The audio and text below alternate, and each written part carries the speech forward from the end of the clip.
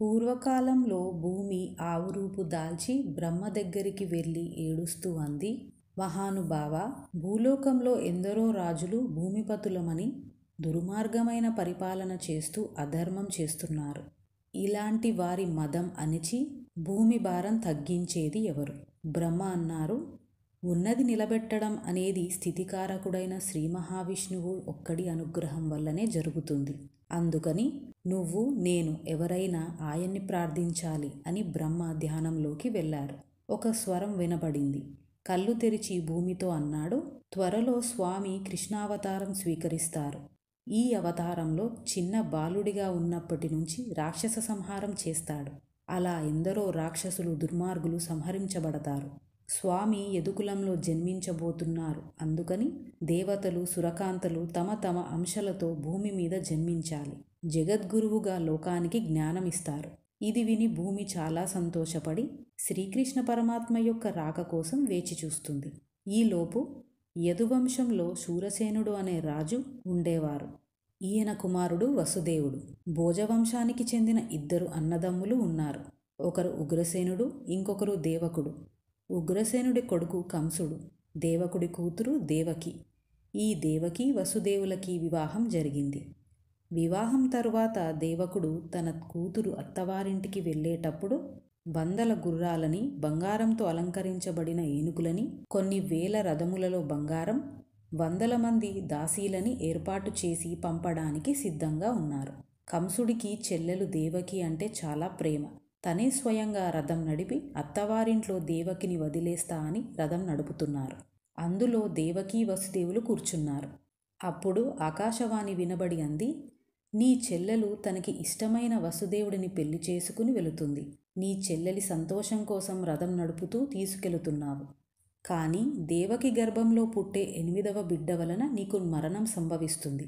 ఈ మాటలు విని కంసుడు కోపంతో కళ్ళు ఎర్రగా అయి రథం దిగి తన చెల్లెలు దగ్గరికి వెళ్ళి ఎడమ చేత్తో దేవకి జుట్టు పట్టుకుని కిందకి లాగి ఖడ్గం తీసుకుని నరకబోతుంటే వసుదేవుడు అడ్డుపడి అన్నాడు, బావా, నువ్వు నీ చెల్లికి అన్నవి.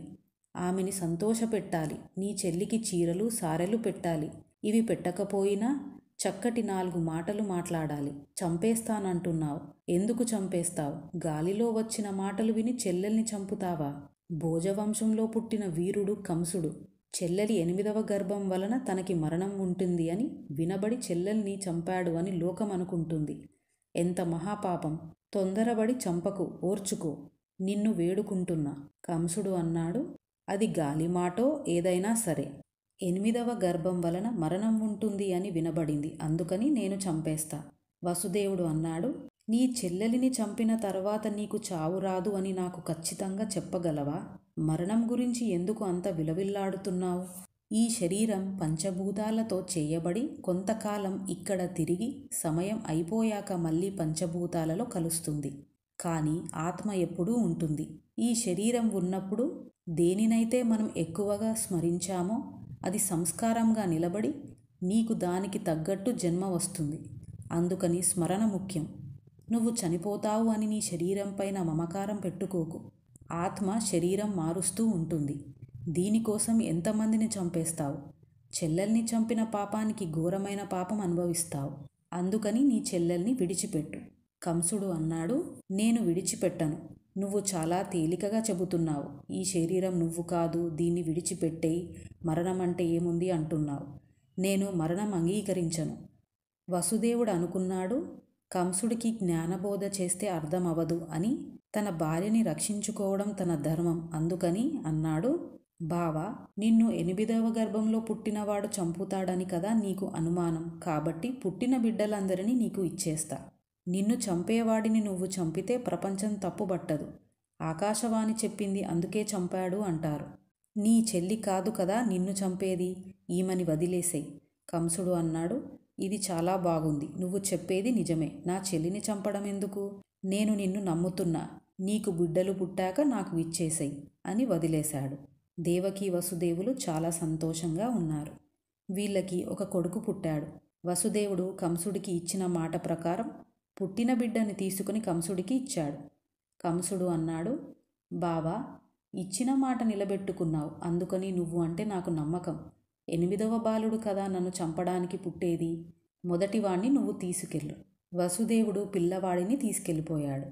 కొంతకాలానికి 2వ కొడుకు పుట్టాడు. ఎలాగో 8వ పిల్లవాణ్ణి కదా ఇచ్చేది అని 2వ పిల్లవాణ్ణి కంసుడి దగ్గరికి తీసుకెళ్ళలేదు. అలా 6 కొడుకులు పుట్టారు. అందరూ చాలా సంతోషంగా ఉన్నారు. ఈ సమయంలో కంసుడి దగ్గరికి నారద మహర్షి వచ్చి అన్నారు, కంస, నువ్వు ఎంత వెర్రివాడివి. నువ్వు పూర్వజన్మలో కాలనేమి అనే రాక్షసుడవు. నిన్ను శ్రీ మహావిష్ణువు సంహరించాడు. ఈ జన్మలో కంసుడిగా పుట్టావు. నువ్వు వదిలిపెట్టిన నీ తండ్రి, నీ తల్లి దేవకి, వసుదేవుడు, అంతెందుకు పక్క ఊర్లో ఉన్న నందుడు, ఆవులు, దూడలు వీళ్ళందరూ దేవతలు. నిన్ను చంపడానికే వచ్చారు అని చెప్పి వెళ్ళిపోయారు. కంసుడు అనుకున్నాడు, ఈ 6 పిల్లలు నన్ను చంపడానికి 8వ వాడికి సహాయం చేస్తే ఎందుకైనా మంచిది అని వసుదేవుడి 6 పిల్లల్ని తీసుకొని రమ్మన్నాడు. 6 పిల్లల్ని గిరగిరా తిప్పి నేలకేసి కొట్టేశాడు. పిల్లలు నుజ్జునుజ్జువై చనిపోయారు. తర్వాత తల్లిని, తండ్రిని, దేవకి, వసుదేవుడిని కారాగారంలో పెట్టాడు. బకుడు, తృణావత్తుడు, పూతన లాంటి వారితో స్నేహం చేశాడు. వసుదేవుడి భార్యలని కంసుడు ఖైదు చేశాడు. ఒక్క రోహిణి మాత్రం నందుడి దగ్గర ఉంది. ఈలోపు శ్రీమన్నారాయణుడు యోగమాయని పిలిచి అన్నాడు, ఎవ్వరికీ తెలియకుండా దేవకి గర్భస్థ శిశువుని తీసుకో. అందరూ దేవకికి గర్భస్రావం అయ్యింది అనుకుంటారు. నువ్వు ఈ పిండాన్ని తీసుకుని నందుడి దగ్గర ఉన్న రోహిణి గర్భంలో పెట్టు. ఆదిశేషు అంశగా బలరాముడు జన్మిస్తాడు. యోగమాయ శ్రీ మహావిష్ణువు చెప్పింది చేసింది. అలా బలరాముడు జన్మించాడు. దేవకీదేవి కడుపున 8వ గర్భంగా శ్రీ మహావిష్ణువు ఉన్నారు. 9 నెలలు నిండింది. కంసుడు కూర్చున్నప్పుడు, తిరుగుతున్నప్పుడు, తినేటప్పుడు, నీరు తాగుతున్నప్పుడు, ఎవరైనా పిలిచినా, అంతటా ఎక్కడ చూసినా పుట్టబోయే పిల్లవాడే గుర్తొస్తున్నాడు. ఉలిక్కి పడుతూ వచ్చేశాడేమో అని భయపడుతూ అంతటా హరిని చూస్తూ ఉన్నాడు. నిద్ర పట్టడం లేదు. ఒకరోజు అనుకున్నాడు, ఇలా ఉండడం నా వల్ల కాదు. దేవకిని చంపేస్తే సరిపోతుంది అని ఖడ్గం తీసుకుని కారాగారంలో ఉన్న దేవకి దగ్గరికి వెళ్ళాడు. దేవకిని చంపడం ఎందుకు? ఎలాగూ బిడ్డ పుడతాడు. పుట్టిన వెంటనే బిడ్డని చంపుతా అని భటులని పిలిచి బిడ్డ పుట్టిన వెంటనే చెప్పమని కారాగారంకి ఎన్నో గొలుసులు, తాళాలు కట్టాడు. వసుదేవుడి కాళ్ళు చేతులు గొలుసులతో కట్టి వెళ్ళిపోయాడు. ఈసారి చాలా బాగా నిద్రపట్టింది. దేవకీదేవికి నొప్పులు మొదలయ్యాయి. సహాయానికి ఎవ్వరూ లేరు. ఆ రోజు అర్ధరాత్రి 12 గంటలకి శ్రీకృష్ణ పరమాత్మ పుట్టాడు.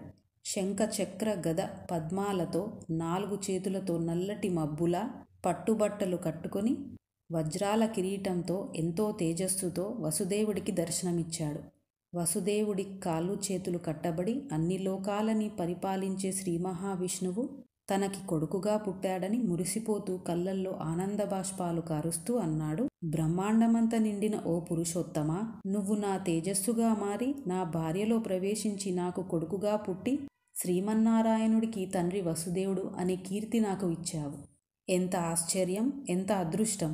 దేవకీదేవి నమస్కరిస్తూ అంది, భగవాన్, ఇది లేదు ఇది ఉంది అని చెప్పడానికి లేదు. అన్నీ నీలోనే ఉన్నాయి. అన్నీ నీలో ఉన్నవాడివి. ఇవాళ నాకు కొడుకుగా పుట్టావు. ఎంత పుణ్యం చేశాను స్వామి. నా అన్న నిన్ను ఏమి చేస్తాడో అని భయంగా ఉంది.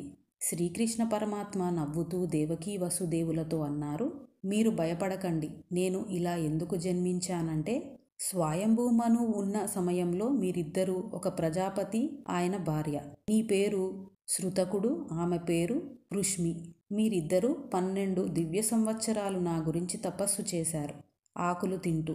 నేను ప్రత్యక్షమైతే మీరు నన్ను నాలాంటి కొడుకు కావాలి అని వరం అడిగారు. నాలాంటివాడు ఇంకొకడు ఉండడు అని నేను మీకు 3 సార్లు పుట్టాను.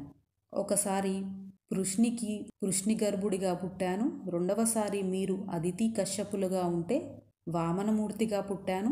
ఇప్పుడు మీరు వసుదేవుడు, దేవకిగా ఉన్నప్పుడు పుట్టాను.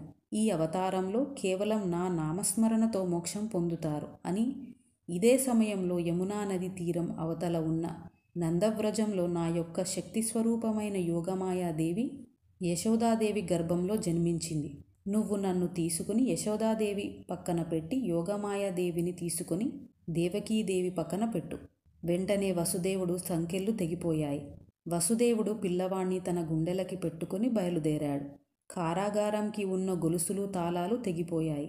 అందరూ గాఢ నిద్రలో ఉన్నారు. వసుదేవుడి తలపై ఆదిశేషు నీడగా వస్తున్నాడు. ద్వారాలంతా అవంతటవే తెరుచుకుంటున్నాయి. బయటికి వచ్చాడు. ఆకాశమంతా నల్లగా మబ్బులు పట్టి వర్షం పడుతుంది. యమునా నది దగ్గరికి వెళ్ళారు. విపరీతమైన వేగంతో నది ప్రవహిస్తుంది.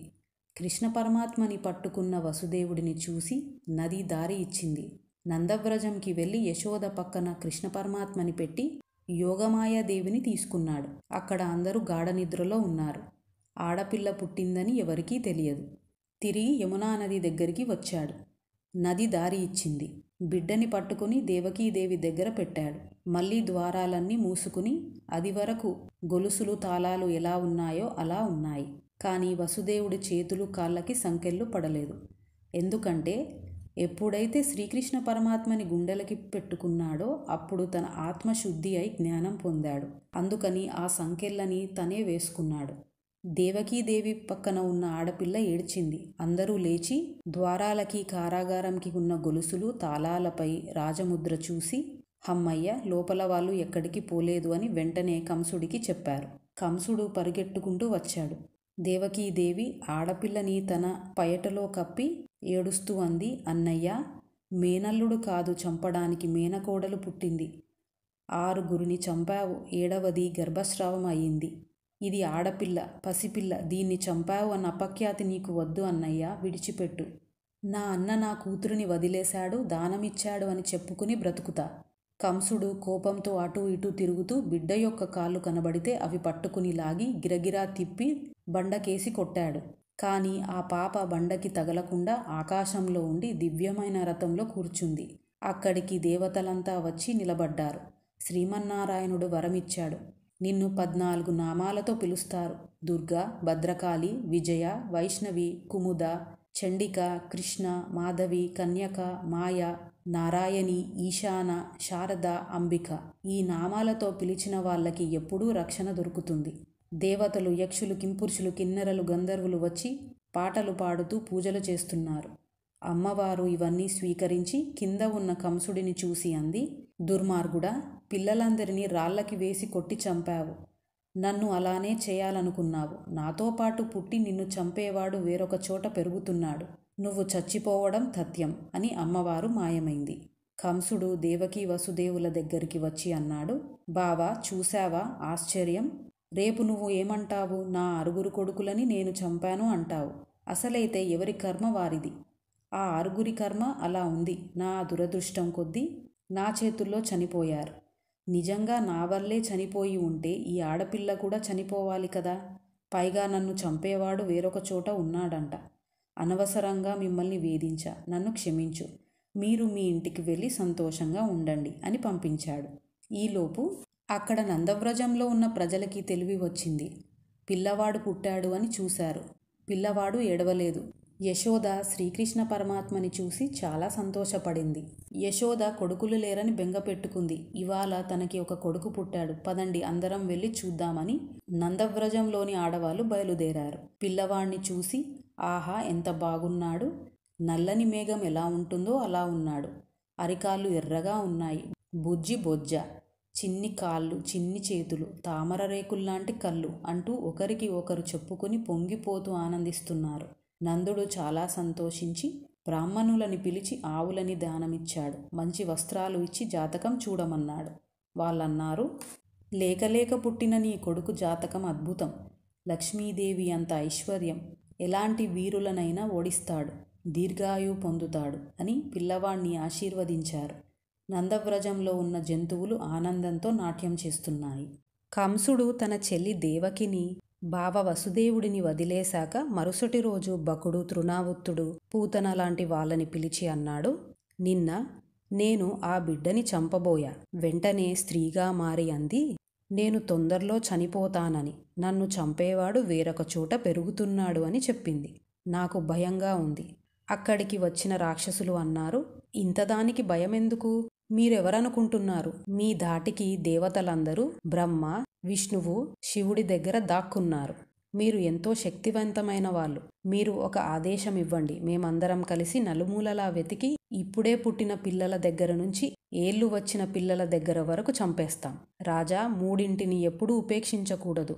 ఒకటవది, రోగం మొదలైంది అని తెలియగానే దానికి తగ్గ చికిత్స చేయించాలి, అంతేగాని బాగా ముదిరే వరకు చూడకూడదు. రెండవది, శత్రువు అని తెలిస్తే చంపేయాలి. మూడవది, ఇంద్రియాల సుఖాలకి శరీరం అలవాటు పడనీయకూడదు.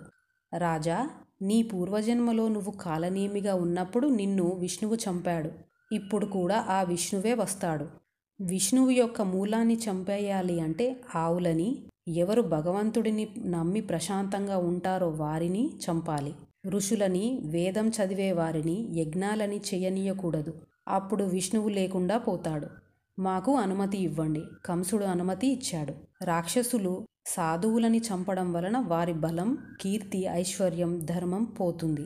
అక్కడ నందవ్రజంలో శ్రీకృష్ణ పరమాత్మ పెరుగుతున్నాడు. ఒకరోజు కంసుడు పూతన అనే రాక్షసిని పంపాడు పిల్లల్ని చంపమని. పూతన కామరూపి, అంటే ఏ రూపంలో అయినా మారగలదు. పసిపిల్లలు ఎక్కడ ఉన్నా కనిపెట్టి పాలు ఇచ్చినట్టు ఇచ్చి విషమిచ్చి చంపుతుంది.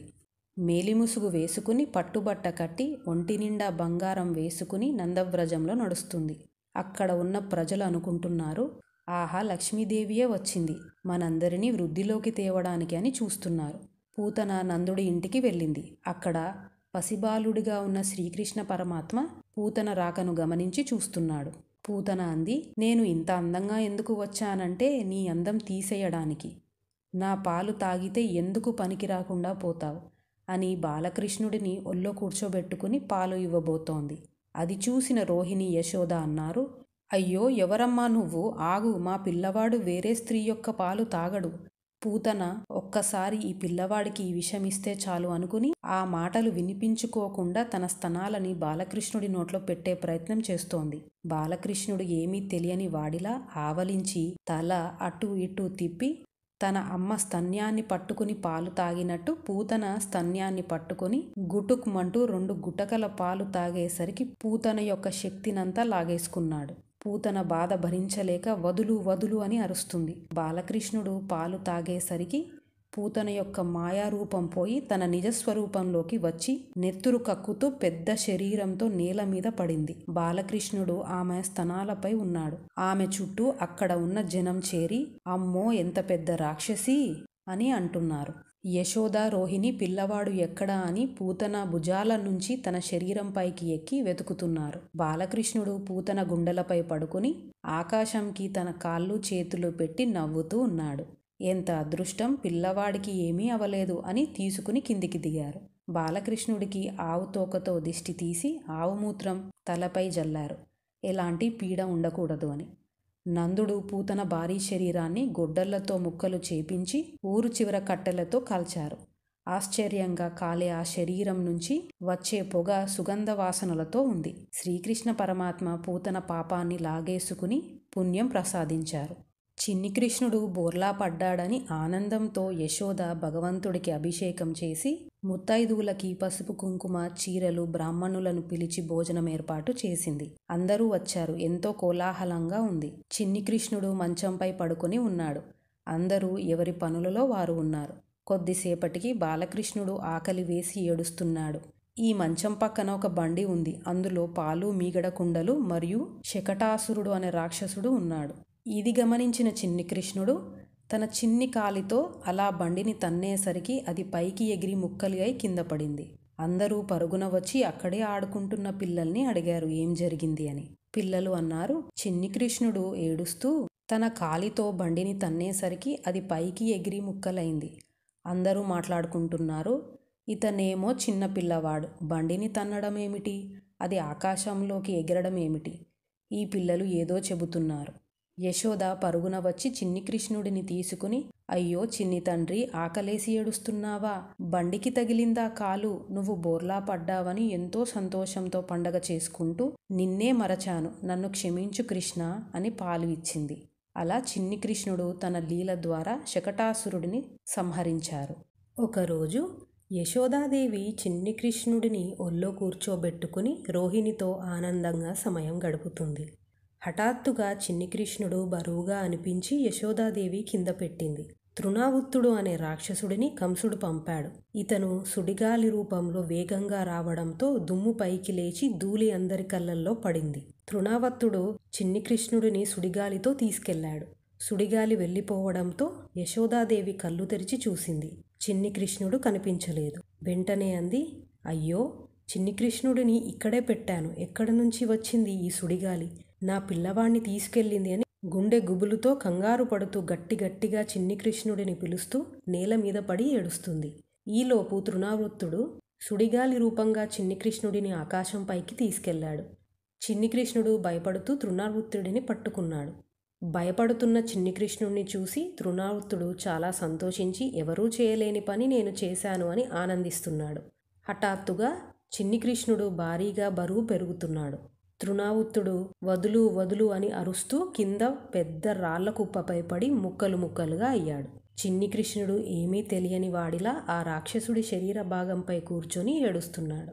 యశోదాదేవి కంగారు పడుతూ పరుగున చిన్ని కృష్ణుడిని తీసుకుని తన భుజాలపై వేసుకుని అంది, గత జన్మలలో ఏమి చేశామో, ఎవరికి ఏమి పెట్టామో ఇవాళ నా బిడ్డ బ్రతికాడు అని ముద్దులు పెట్టి హత్తుకుంది.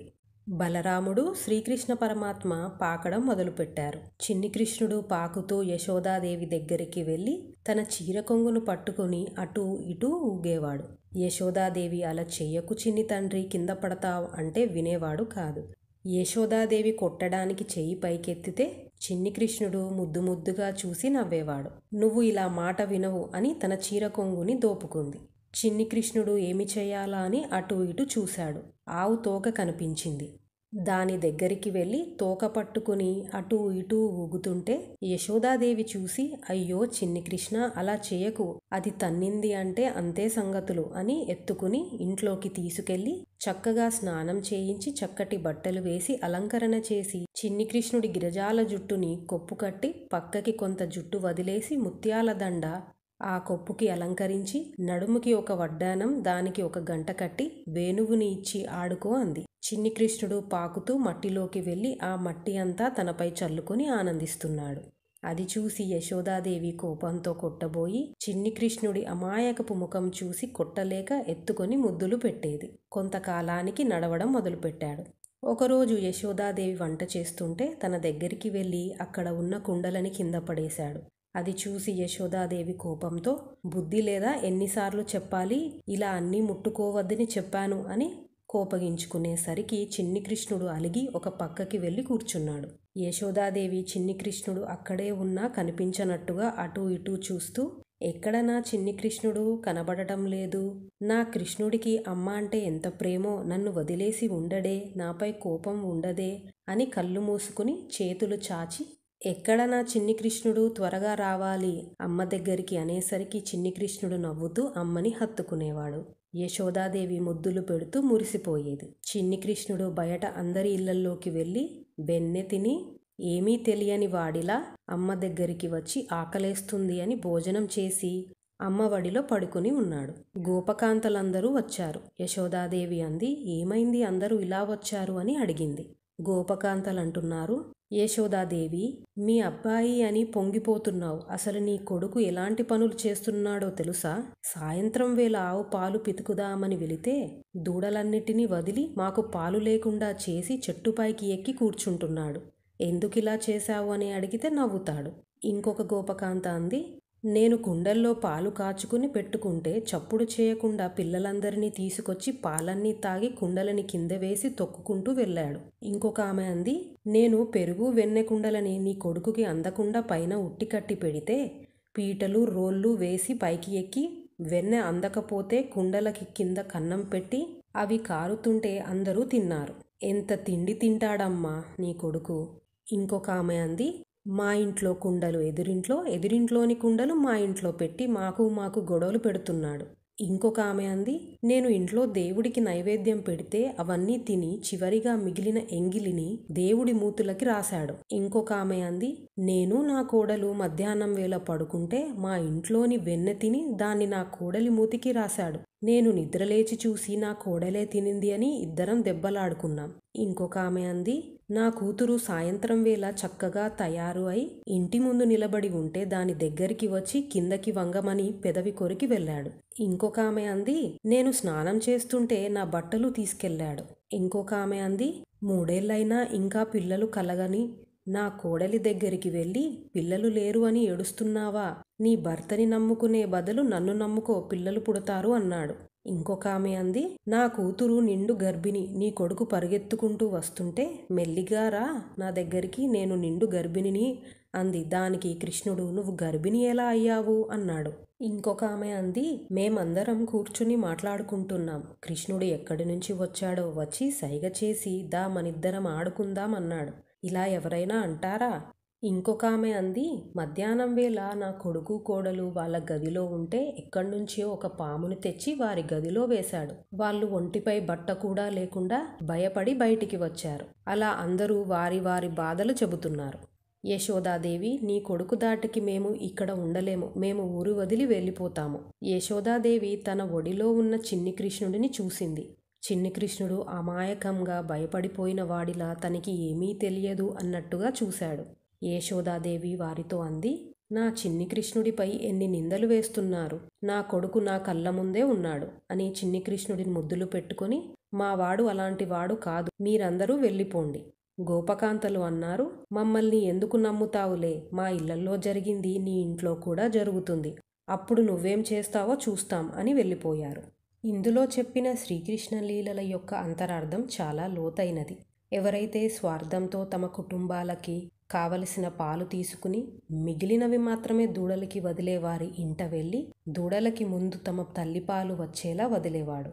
ఎవరైతే తమ దగ్గర ఉన్న ఐశ్వర్యాన్ని అవసరమున్న వారికి సహాయంగా ఇవ్వరో వారి ఇంట కుండలలో వెన్న తిని పగలగొట్టి వెళ్ళేవాడు. ఏ ఇంట్లో అత్త తన కోడలికి తనలాగా స్వార్థబుద్ధి నేర్పిందో వారికి గొడవలు పెట్టాడు. ఎవరైతే చాదస్తంతో పూజలు చేస్తారో వారి ఇంట నైవేద్యం తిని ఎంగిలి దేవుడి మూతికి రాశాడు. ఏ ఇంట సాయంత్రం వేళ పెళ్లి కాని ఆడపిల్లలు తయారు అయి ఇంటి గడప ముందు అసభ్యంగా ప్రవర్తించారో వారి పెదవి కొరికి ఇలాంటి పనులు చేస్తే ఎవరు పడితే వాళ్ళు ఇలానే చేస్తారు అని చూపించాడు. ఎవరైతే సమయం సందర్భం లేకుండా ఒంటిపై బట్ట లేక స్నానం చేస్తారో వారి బట్టలు తీసుకెళ్లి ఇది తప్పు అని చెప్పాడు. పిల్లలు పుట్టలేదు అని సూటిపోటి మాటలు అంటున్న వారి నుంచి ఏడుస్తూ బయటికి వచ్చిన ఆమె దగ్గరికి వెళ్ళి, నన్ను నమ్ముకో అంటే భగవంతుడి యందు నమ్మకం ఉంచు, నీకు పిల్లలు కలిగేలా చేస్తాడు అని అర్థం. దేవుడి అనుగ్రహం వలన తనకు బిడ్డ పుట్టబోతున్నాడు అనుకోకుండా అహంకారంతో ఉన్న గర్భిణికి అసలు నీ గర్భం ఎలా వచ్చింది అని ప్రశ్న వేశాడు. ఆడవారంతా కూర్చొని ఎప్పుడూ కామపు మాటలు మాట్లాడుతుంటే వారి దగ్గరికి వెళ్ళి దా ఆడుకుందామని హేళన చేశాడు. సమయం సందర్భం లేకుండా స్త్రీ పురుషులు రతిక్రీడ చేయకూడదు, అలా చేస్తే పశువుతో సమానం అని చెప్పడానికి పాముని వదిలాడు. చిన్ని కృష్ణుడు తన అమ్మకి జ్ఞానమనే కానుక ఇవ్వాలనుకున్నాడు. ఒకరోజు బలరాముడు మిగిలిన గోపబాలురులతో పాటు యశోదాదేవి దగ్గరికి వచ్చి అన్నాడు, అమ్మా, నువ్వు కృష్ణుడికి చాలాసార్లు చెప్పావు కదా మట్టి తినకూడదు అని, కానీ తమ్ముడు మేము చెప్పినా వినకుండా మట్టి తినేస్తున్నాడు. యశోదాదేవి చిన్ని కృష్ణుడిని పట్టుకొని అంది, కృష్ణ, ఇదివరకు నీకు ఎన్నోసార్లు చెప్పాను మన్ను తినొద్దని, నేను చెప్పేది ఎందుకు వినటం లేదు? ఇదిగో నీ అన్న నీ స్నేహితులు చెబుతున్నారు నువ్వు మన్ను తింటున్నావని. చిన్ని కృష్ణుడు అన్నారు, అమ్మా, నేనేమైనా చిన్నపిల్లవాడినా మన్ను తినడానికి? వాళ్ళ మాటలు నమ్ముతున్నావు? నువ్వు నన్ను కొట్టాలని వీళ్ళు లేనిపోని మాటలు చెబుతున్నారు. నిజంగా నేను మన్ను తినుంటే నా నోట్లో నుంచి మట్టి వాసన వస్తుంది కదా, చూడు, అప్పుడు నన్ను కొట్టు. యశోదాదేవి అంది, అయితే నోరు తెరువు. చిన్ని కృష్ణుడు నోరు తెరిచాడు. యశోదాదేవి మోకాళ్లపై కూర్చుని వాసన చూద్దామని దగ్గరికి వెళ్ళేసరికి సమస్త భూగోళాలు, లోకాలు, పర్వతాలు, నదులు, చెట్లు, నరులు, నందవ్రజంలోని పశువులు, తన ఇల్లు, తనతో పాటు కృష్ణుడు కనపడ్డాడు. ఎన్నో బ్రహ్మాండాలు కనపడుతూ యశోదాదేవి తెల్లబోయి అనుకుంది, ఇది కళ, వైష్ణవమాయ, ఇది సత్యమా? అసలు నేను యశోదనేనా? నేను ఇంట్లోనే ఉన్నానా? వీడు నా కొడుకేనా? వీడి నోట్లో బ్రహ్మాండాలన్నీ ఉన్నాయి. ఆలోచిస్తే ఆశ్చర్యంగా ఉంది. బ్రహ్మంలో లోకమంతా ఉంది, లోకము బ్రహ్మమై ఉంది. ఉన్నది ఒక్కటి, అది భగవంతుడు. ఈ జ్ఞానాన్ని శ్రీకృష్ణ పరమాత్మ యశోదాదేవికి చెప్పారు. కానీ చిన్ని కృష్ణుడు అనుకున్నారు, అమ్మ ఈ జ్ఞానాన్ని తెలుసుకుని అంతటా బ్రహ్మం చూస్తే ఇక నా అమ్మ అమ్మగా ఉండదు అని వైష్ణవమాయ కప్పి ఆ జ్ఞానాన్ని తీసేశాడు. రాత్రి యశోదాదేవి అన్నం తినిపిస్తుంటే తినకుండా ముఖం అటు ఇటు తిప్పుతూ అల్లరి చేస్తుంటే అమ్మ అంది, ఇలా అన్నం తినకపోతే మాధవ కవలమని వస్తారు కదా అన్నం కోసం, నిన్ను వాళ్ళకి ఇచ్చేస్తా. చిన్ని కృష్ణుడు కోపంతో కూర్చుని చూస్తున్నాడు, నన్ను ఇచ్చేస్తావా అని. అప్పుడే మాధవ కవలం తల్లి అని ఒక అతను వచ్చాడు. యశోదాదేవి అతనికి ఒక ముద్ద వేద్దామని అన్నం ఒక గిన్నెలో పెట్టుకుంటుంటే చిన్ని కృష్ణుడు భయపడి వెంటనే లేచి అమ్మ 2 కాళ్ళు వెనక నుంచి పట్టుకుని తన తలని చీరలోకి పెట్టేశాడు. యశోదాదేవి అంది, చిన్ని తండ్రి నిన్ను ఇస్తానా అని ముద్దు పెట్టుకుంది. ఇది వింటున్న పరీక్షిత్ శుకమహర్షితో అన్నాడు, యశోదాదేవి భగవంతుడి విశ్వరూప దర్శనం చేయడం ఏమిటి? అన్నం తినకపోతే మాధవ కవలం వారికి ఇస్తా అంటే కృష్ణ పరమాత్మ భయపడడం ఏమిటి? నందుడికి కృష్ణ పరమాత్మని పోషించే భాగ్యం ఏమిటి? ఏమి చేశారని ఇంత అదృష్టం యశోదానందులకి? శుకమహర్షి అన్నారు, బ్రహ్మ వసువులలో ముఖ్యుడైన ద్రోణుడు ఆయన భార్య ధరని పిలిచి కృష్ణ పరమాత్మ ఆవిర్భవించబోతున్నారు, మీరిద్దరూ కూడా వెళ్ళి భూమిపై జన్మించండి అన్నారు. వాళ్ళన్నారు, మాకు కృష్ణ పరమాత్మని లాలించి పెంచి పోషించే వరం కావాలి. బ్రహ్మ సరేనన్నారు. బ్రహ్మ మాట మన్నించి ఆ దంపతులని తల్లిదండ్రులుగా ఎంతో భక్తితో సంతోషంతో గౌరవించారు శ్రీకృష్ణ పరమాత్మ. ఒకరోజు యశోదాదేవి భగవన్నామస్మరణ చేస్తూ పెరుగు చిలుకుతుంది. పరుగెట్టుకుంటూ చిన్ని కృష్ణుడు వచ్చి అన్నాడు, అమ్మా నాకు తొందరగా పాలు ఇవ్వు, నేను ఆడుకోవడానికి వెళ్ళాలి. యశోదాదేవి నవ్వుతూ వినిపించుకోనట్టుగా పెరుగు చిలుకుతుంది. అమ్మా నేను పాలు అడిగితే నా మాట వినిపించుకోకుండా పెరుగు చిలుకుతావేమిటి అని కవ్వం పట్టుకున్నాడు. యశోదాదేవి కృష్ణుడిని హత్తుకుని వంటగదికి తీసుకెళ్లి తన పాలు ఇస్తుంది. అక్కడ పొయ్యి పైన పాలు కాగి పొంగబోతుంటే వెంటనే కృష్ణుడిని కింద పెట్టి పొంగుతున్న పాల దగ్గరికి వెళ్ళింది. ఏమైంది అమ్మ, పాలు ఇవ్వడం ఆపి నన్ను కింద పెట్టింది అని చూశాడు. కోపంతో నాకన్నా పొయ్యి పైన ఉన్న పాలు ముఖ్యమా అని అక్కడ ఉన్న రాళ్ళని తీసుకొని వెన్న కుండలని పగలగొట్టి ఏడుస్తూ వెన్న తింటూ అమ్మ చూస్తే అంతే సంగతులు అని పరుగున పక్కింటికి వెళ్ళి ఒక రోలుపైకి ఎక్కి వెన్నె ముద్దలని కోతులకి పెడుతున్నాడు. యశోదాదేవి పాలకుండని పక్కకి పెట్టి చిన్ని కృష్ణుడు ఏడి అని చూసేసరికి పగిలిన వెన్న కుండలను చూసి అనుకుంది, అందరూ అంటున్నట్టు కృష్ణుడు చాలా అల్లరివాడయ్యాడు అని బయటకి వచ్చి పక్కింట్లో చూసేసరికి రోలుపైకి ఎక్కి కోతులకి వెన్న పెడుతున్నాడు. కృష్ణుడిని చూసి అనుకుంది, లేక లేక పుట్టాడు, కొట్టకూడదు అని నేను ప్రేమతో చూస్తుంటే వీడి అల్లరి ఎక్కువైంది, ఏదో ఒకటి చేయాలి అని పట్టుకునే ప్రయత్నం చేస్తుంది. చిన్ని కృష్ణుడు దొరకకుండా పరిగెడుతున్నాడు. గోపకాంతలంతా వచ్చి అన్నారు, మేము కృష్ణుడిని పట్టుకోలేకపోయాం, యశోదాదేవి ఎలా పట్టుకుంటుందో చూద్దాం అని చూస్తున్నారు. యశోదాదేవి అంది, కృష్ణ నిన్ను పట్టుకోవడం కష్టమంటున్నారు వీళ్ళందరూ, నేను నిన్ను పట్టుకొని కట్టేసి కొట్టేస్తా చూడు. చిన్ని కృష్ణుడు దొరకకుండా స్తంభాల వెనుక దాక్కుని పరిగెడుతూ ఏడుస్తూ, అమ్మా నేను ఇంకా అల్లరి చెయ్యను, వెన్న తినను, నన్ను పట్టుకుని కొట్టకు అంటున్నాడు. ఈ లీలని ముక్కోటి దేవతలు ఆశ్చర్యంగా చూస్తున్నారు. శ్రీకృష్ణ పరమాత్మ భయపడడం ఏమిటి, ఆ ఏడుపేమిటి అని. యశోదాదేవి పరిగెట్టి అలసిపోయి అడుగు వేయలేకపోతుంది. ఒళ్ళంతా చెమటలు, జడ ఊడిపోయింది. పట్టరాని కోపంతో ఉంది కృష్ణుడు దొరకడం లేదు అని. కళ్ళల్లో నీళ్లు తిరుగుతున్నాయి. గోపకాంతలేమో నవ్వుతూ, ఏది నీ కొడుకుని పట్టుకుంటా అన్నావు? ఈ స్థితిలో అమ్మని చూసి చిన్ని కృష్ణుడు దొరికిపోయాడు. యశోదాదేవి ఏడుస్తున్న కృష్ణుడిని కొట్టలేక కట్టేయాలని ఒక చేత్తో కృష్ణుడి చెయ్యి పట్టుకుని తాడు తీసుకుని నడుము చుట్టూ పెడితే 2 అంగుళాలు తక్కువవుతున్నాయి. ఇలా ఇంకో తాడు కడుతూ చాలా సమయం అయ్యాక రోలుకు కట్టేసి ఇంట్లోకి వెళ్ళింది. అక్కడ ఉన్న గోపకాంతలు అనుకుంటున్నారు, అయ్యో అనవసరంగా కృష్ణుడి గురించి చెప్పాం, పాపం ఎలా ఏడుస్తున్నాడో అనుకుంటూ వెళ్ళిపోయారు. చిన్ని కృష్ణుడు ఏడుస్తూ పాకుతూ రోలుతో సహా అక్కడే ఎన్నో సంవత్సరాల నుంచి ఉన్న 2 మద్ది చెట్ల మధ్యలోంచి వెళ్ళాడు. రోలు అడ్డు తిరిగి చెట్లకు అడ్డుపడింది. ముందుకు వెళ్ళలేకపోతున్నాని గట్టిగా లాగేసరికి ఆ 2 చెట్లు కింద పడి అందులోంచి 2 మహాపురుషులు వచ్చారు. ఈ 2 యక్షులు, కుబేరుడి కొడుకులు, నలకువార మణిగ్రీవ. ఒకరోజు ఈ 2 ఆకాశగంగలో గంధర్వకాంతలతో మధు తాగుతూ ఆనందిస్తున్నారు. అక్కడికి నారద మహర్షి రావడం చూసి గంధర్వకాంతలు నీటిలోంచి బయటికి వచ్చి బట్టలు కట్టుకుని నమస్కరించారు. నలకువార మణిగ్రీవ మాత్రం అలానే ఉన్నారు. నారద మహర్షి అనుకున్నారు, వీళ్ళ తండ్రి కుబేరుడు కష్టపడి సంపాదిస్తే వీళ్ళు దాన్ని అనుభవిస్తూ పొగరుతో ఉన్నారు. కుబేరుడికి అంత సంపాదన ఉన్నా ఎన్నో మంచి గుణములు ఉన్నవాడు, వీళ్ళకి గుణములు మాత్రం రాలేదు. ఈ ఐశ్వర్యం తీసేస్తే వీళ్ళకి బుద్ధి వస్తుంది అని మీకు బట్టలు వేసుకుని ఒడ్డున నిలబడాలన్న స్పృహ లేదు. అందుకని బట్టలు అవసరం లేని జన్మ పొందండి. 100 దివ్య సంవత్సరాలు మద్ది చెట్టుగా నందవ్రజంలో ఉండండి. వీళ్ళిద్దరూ నారద మహర్షి కాళ్లపై పడి క్షమించమన్నారు. నారదులు అన్నారు, కృష్ణ పరమాత్మ పాకుతూ తన పాదాల నుంచి వచ్చిన ధూళి మీపై పడుతుంది. అప్పుడు మీ శాప విమోచనం అవుతుంది. ఏడుస్తూ ఉన్న కృష్ణ పరమాత్మని చూసి నలకువార మణిగ్రీవులు స్తోత్రం చేస్తూ అన్నారు, స్వామి, మాకు ఎప్పటికీ అహంకారం రాకుండా మేము ఎప్పుడూ నీపై భక్తితో ఉండాలి. మా కళ్ళు ఎప్పుడూ నిన్నే చూడాలి. మా తల ఎప్పుడూ నీ పాదాలపై ఉండాలి. ఎప్పుడూ నీ సేవలో ఉండాలి. ఎప్పుడూ నీ గురించి ఆలోచించేలా బుద్ధిని మాకు ఇవ్వు తండ్రి. శ్రీకృష్ణ పరమాత్మ తదాస్తు అన్నారు.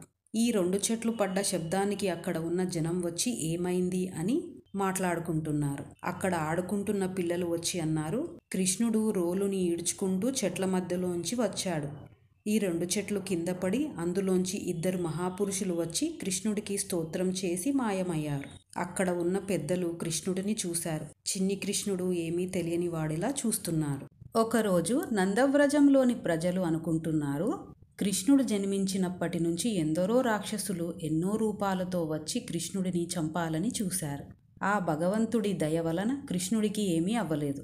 ఆయనే రక్షిస్తున్నాడు. ఇక్కడ ప్రమాదాలు జరుగుతున్నాయి కాబట్టి ఈ ఊరు వదిలి పక్కన బృందావనం అనే ప్రదేశం ఉంది. అక్కడికి మహర్షులు కూడా వస్తుంటారు. అక్కడ నీరు బాగా దొరుకుతుంది. పచ్చిగడ్డి ఉంటుంది. మన పశువులతో పాటు మనం కూడా సంతోషంగా ఉండొచ్చు. అందరూ సరేనని బయలుదేరారు. బృందావనం చేరుకుని తమ బండ్లని వరుసగా అర్ధచంద్రాకారంలో పెట్టి ఇల్లు కట్టుకుంటున్నారు. నందుడు రాజు అయినా తన ప్రజలతో కలిసిమెలిసి పనులు చేస్తున్నాడు. పిల్లలందరూ గోవులని మేతకి తీసుకెళ్తున్నారు. కృష్ణ బలరాములు కూడా వారితో కలిసి వెళుతున్నారు. అందరూ వేణువు వాయిస్తూ ఉండేవారు. కానీ అందరికన్నా మధురంగా కృష్ణుడు వాయించేవాడు. అందుకని అందరూ శ్రీకృష్ణ పరమాత్మని వాయించమనేవారు. కృష్ణుడు ఒక రాయిపై కూర్చుని వేణువు వాయిస్తూ ఉంటే అందరూ మైమరిచిపోయేవారు. కృష్ణుడు బలరాముడు గోపబాలురులు అల్లరి చేస్తూ సరదాగా అక్కడ ఉన్న సరోవరాలలో ఆడుకుంటూ కాలం గడుపుతున్నారు. ఒకరోజు వారి ఆవుల మందలో ఒక కొత్త దూడ వచ్చింది. ఆ పిల్లలందరూ కృష్ణుడి దగ్గరికి వెళ్ళి అన్నారు, కృష్ణ, ఒక కొత్త దూడ వచ్చింది. అది గమ్మత్తుగా పరిగెడుతూ ఆడుతూ ఉంది.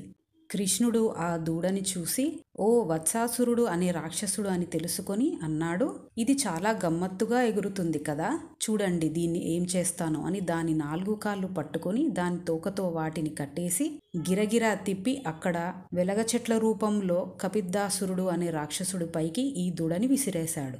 వెంటనే కపిద్దాసురుడు వత్సాసురుడు చనిపోయారు. అందరూ కృష్ణుడికి జేజేలు కొడుతూ ఇంటికి వెళ్లారు. శ్రీకృష్ణ పరమాత్మని చంపడానికి కంసుడు బకాసురుడు అనే రాక్షసుడిని కొంగ రూపంలో పంపాడు. కృష్ణుడు బృందావనంలో ఉన్న పిల్లలు ఆవులని తీసుకుని పొద్దున్నే బయలుదేరారు. వారికి మార్గమధ్యలో పర్వతమంత ఎత్తు ఉన్న కొంగ కనబడింది.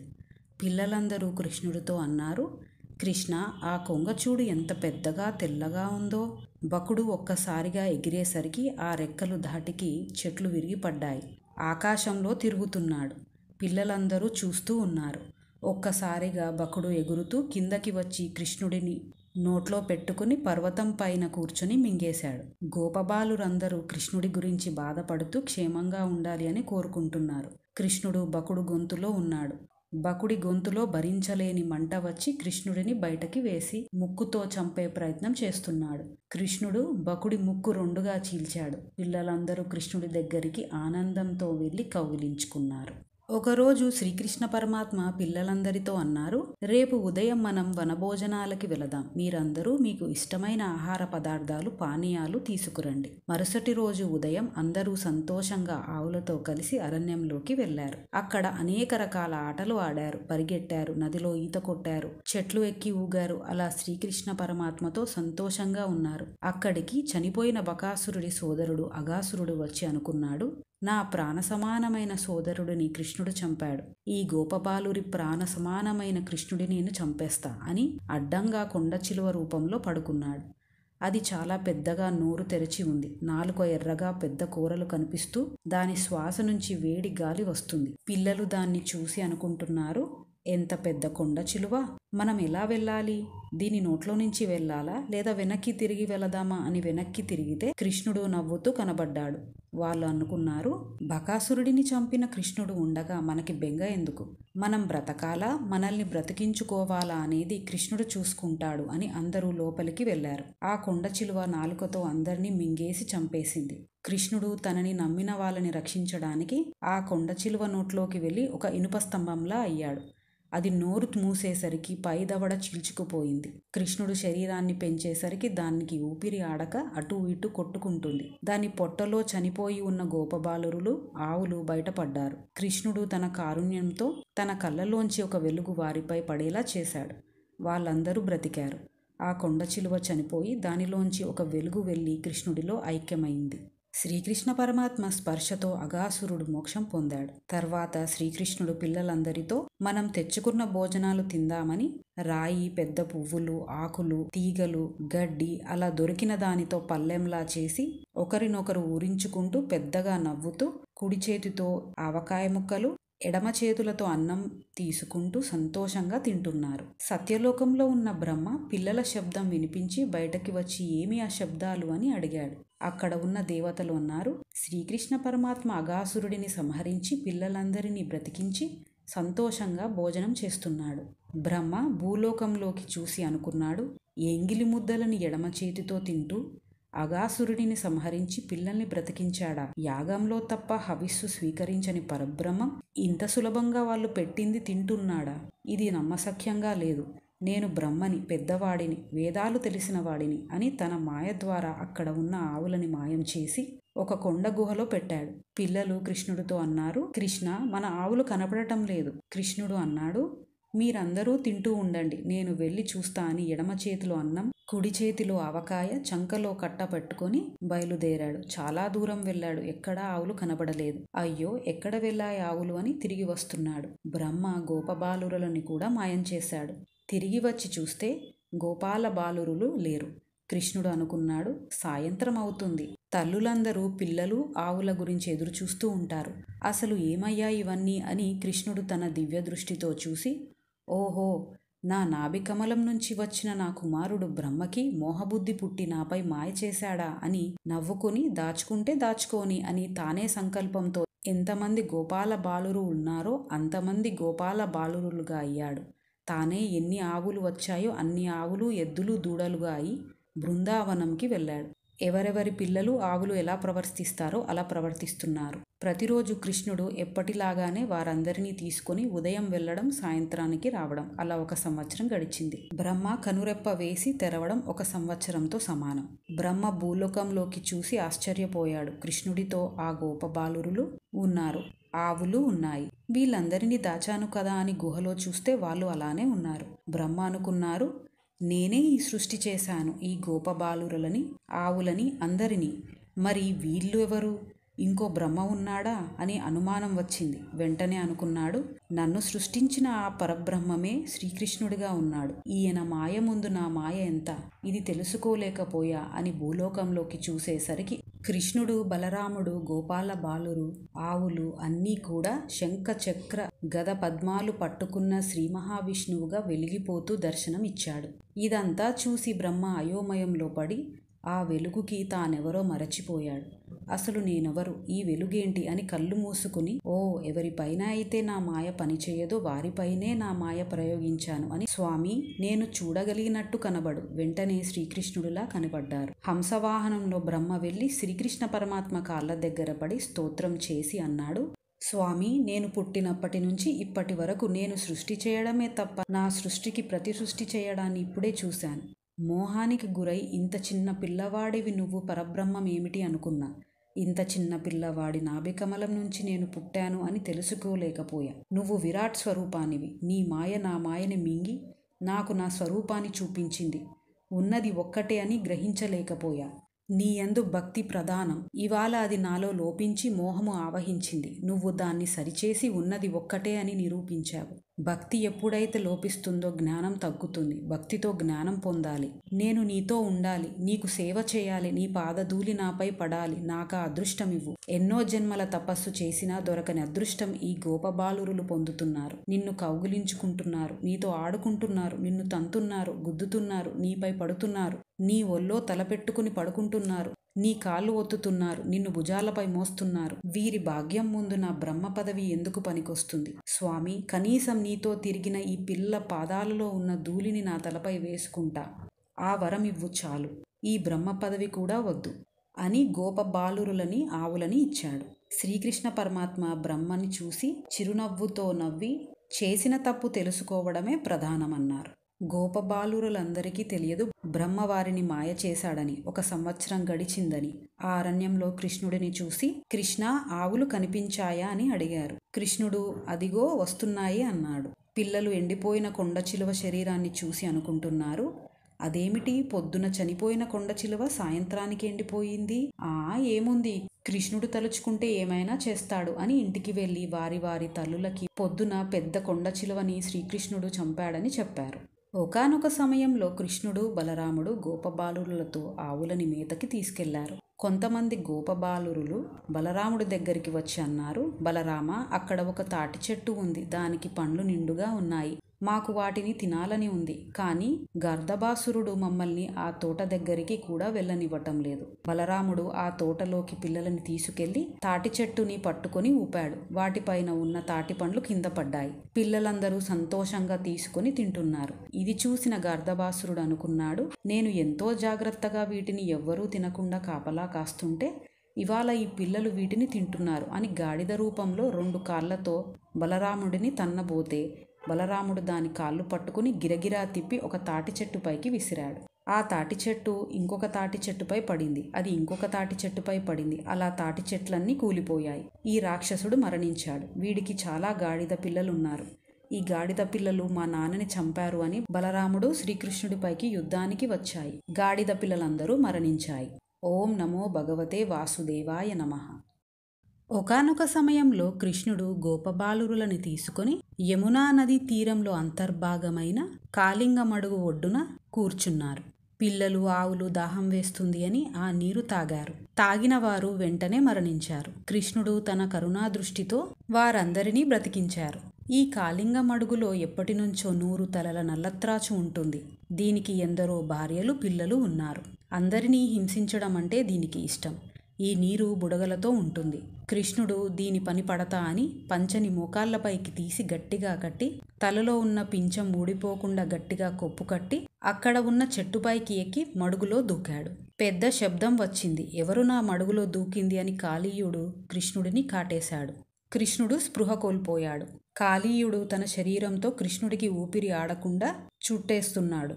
ఒడ్డున ఉన్న గోపబాలురులు పరుగున బృందావనంలోకి వెళ్లి విషయం చెప్పారు. యశోద, నందుడు, ప్రజలు, గోపబాలురులు అందరూ వచ్చి చూసేసరికి కృష్ణుడు కాళీయుడి శరీరంతో చుట్టబడి ఉన్నాడు. అక్కడ ఉన్నవారంటున్నారు, కృష్ణ అని పిలిస్తే వెంటనే పలికేవాడివి, ఇవాళ నిన్ను పిలిచినా నువ్వు పలకడం లేదు. ముట్టుకుందామని నీ దగ్గరికి వస్తే నువ్వు పరిగెట్టుకుంటూ వచ్చి కౌగిలించుకునేవాడివి, ఇవాళ నువ్వు పరిగెట్టుకుంటూ రావట్లేదు. మేము నీ వంక అలా చూస్తే నువ్వు మాపై కృపతో చూసేవాడివి, ఇవాళ నువ్వు కళ్ళు మూసుకుని పాము చేత చుట్టబడి ఉన్నావు. ఆ పాము నిన్ను కరిచే బదులు మమ్మల్ని కరిచినా బాగుండేది. కృష్ణ, నీకేమైనా అయితే మేము తిరిగి వెళతామని అనుకుంటున్నావేమో. మేమందరం కూడా నీళ్లలో దూకేస్తామని యశోద దూకేసింది. తర్వాత గోపకాంతలు, గోపబాలురులు దూకేశారు. కృష్ణుడు కళ్ళు తెరిచి తన శరీరాన్ని పెంచి ఎగిరి కాళీయుడి తలపై పిడికిలితో ఒక్క గుద్దు గుద్దాడు. కాళీయుడి నవరంధ్రాల నుంచి నెత్తురు వచ్చి పట్టు తప్పుతుంటే దాని తోక పట్టుకుని దాని ఒక్కొక్క పడగపైన తొక్కుతూ నాట్యం చేస్తున్నాడు. అందరూ చాలా సంతోషంతో శబాష్ అని అరుస్తూ ఉన్నారు. విషంతో ఉన్న నీరు కాళీయుడి నెత్తిరితో నిండింది. కాళీయుడు నీరసించి కింద పడబోతుంటే తన భార్యలు, పిల్లలతో సహా వచ్చి అన్నారు, భగవంతుడా, నువ్వు అంతటా ఉంటావు. అంతటా ఉండే నువ్వు దుష్టుడైన మా భర్తని దండించి తీరుతావు. ఇదివరకు ఈ కాళీయుడు ఏం తపస్సు చేశాడో, ఎంత కష్టకాలంలో సత్యం చెప్పాడో, ఎలాంటి గొప్ప పనులు చేశాడో, మహానుభావులకి కూడా దర్శనమవని నీ పాదాలు ఇవాళ మా భర్త యొక్క తలపై నాట్యం చేస్తున్నాయి. ఇవాళ సృష్టిలో మా భర్త కన్నా అదృష్టవంతుడు ఎవరూ లేరు. నువ్వు అంత అనుగ్రహం ఇచ్చావు. కానీ ప్రభు, ఈ కాళీయుడు చాలా బలవంతుడని, ఈయన్ని ఎవరూ ఏమీ చేయలేరని, ఐశ్వర్యవంతుడని మా తల్లిదండ్రులు మమ్మల్ని ఈయనకిచ్చి పెళ్లి చేశారు. మా పసుపు కుంకుమలు కాళీయుడి ఆయువుపై ఆధారపడి ఉన్నాయి. నువ్వు అనాథనాథుడవు. నువ్వు మాకు మా భర్తని ఇస్తే మాకు నిత్యము భద్రము. ఈయనకి బుద్ధి వచ్చి పాపపు పనులు మానుతాడు. మాకు పతిభిక్ష పెట్టు. కాళీయుడు అన్నాడు, నేను నా తప్పు తెలుసుకున్నాను. కృష్ణుడు అన్నారు, ఇక్కడ ఆవులు, దూడలు, పిల్లలు తిరుగుతుంటారు. నీలాంటి వాడు ఇందులో పడుకుంటే నీరు విషమవుతాయి. నువ్వు ఇక్కడ ఉండొద్దు. ఇది వరకు రమణక ద్వీపంలో ఉండేవాడివి. అక్కడికి వెళ్ళిపో. నీ భయం నాకు తెలుసు. నిన్ను గరుత్మంతుడు చంపేస్తాడని భయపడుతున్నావు. ఇవాల్టి నుంచి మీ జాతి అందరికీ పడగల మీద నా కృష్ణపాదాలు ఉంటాయి. గరుత్మంతుడు మిమ్మల్ని ఏమీ చేయడు. కాళీయుడు కృష్ణుడికి నమస్కరించి మంచి మంచి బహుమతులు కృష్ణుడికి బహుకరించి అందరితో వెళ్ళిపోయాడు. కాళీయుడు రమణక ద్వీపంలో ఉండేవాడు. అక్కడ ఒక నియమం ఉండేది. ప్రతిరోజు ఒక పాము గరుత్మంతుడికి భోజనం పెట్టాలి. కాళీయుడి వంతు వచ్చింది. కాళీయుడు, నేను పెట్టను, అసలు ఈ గరుత్మంతుడు ఎవరు? ఆయనకి అందరూ ఎందుకు భయపడుతున్నారు? నేను అతనికన్నా గొప్పవాడిని అని పెట్టలేదు.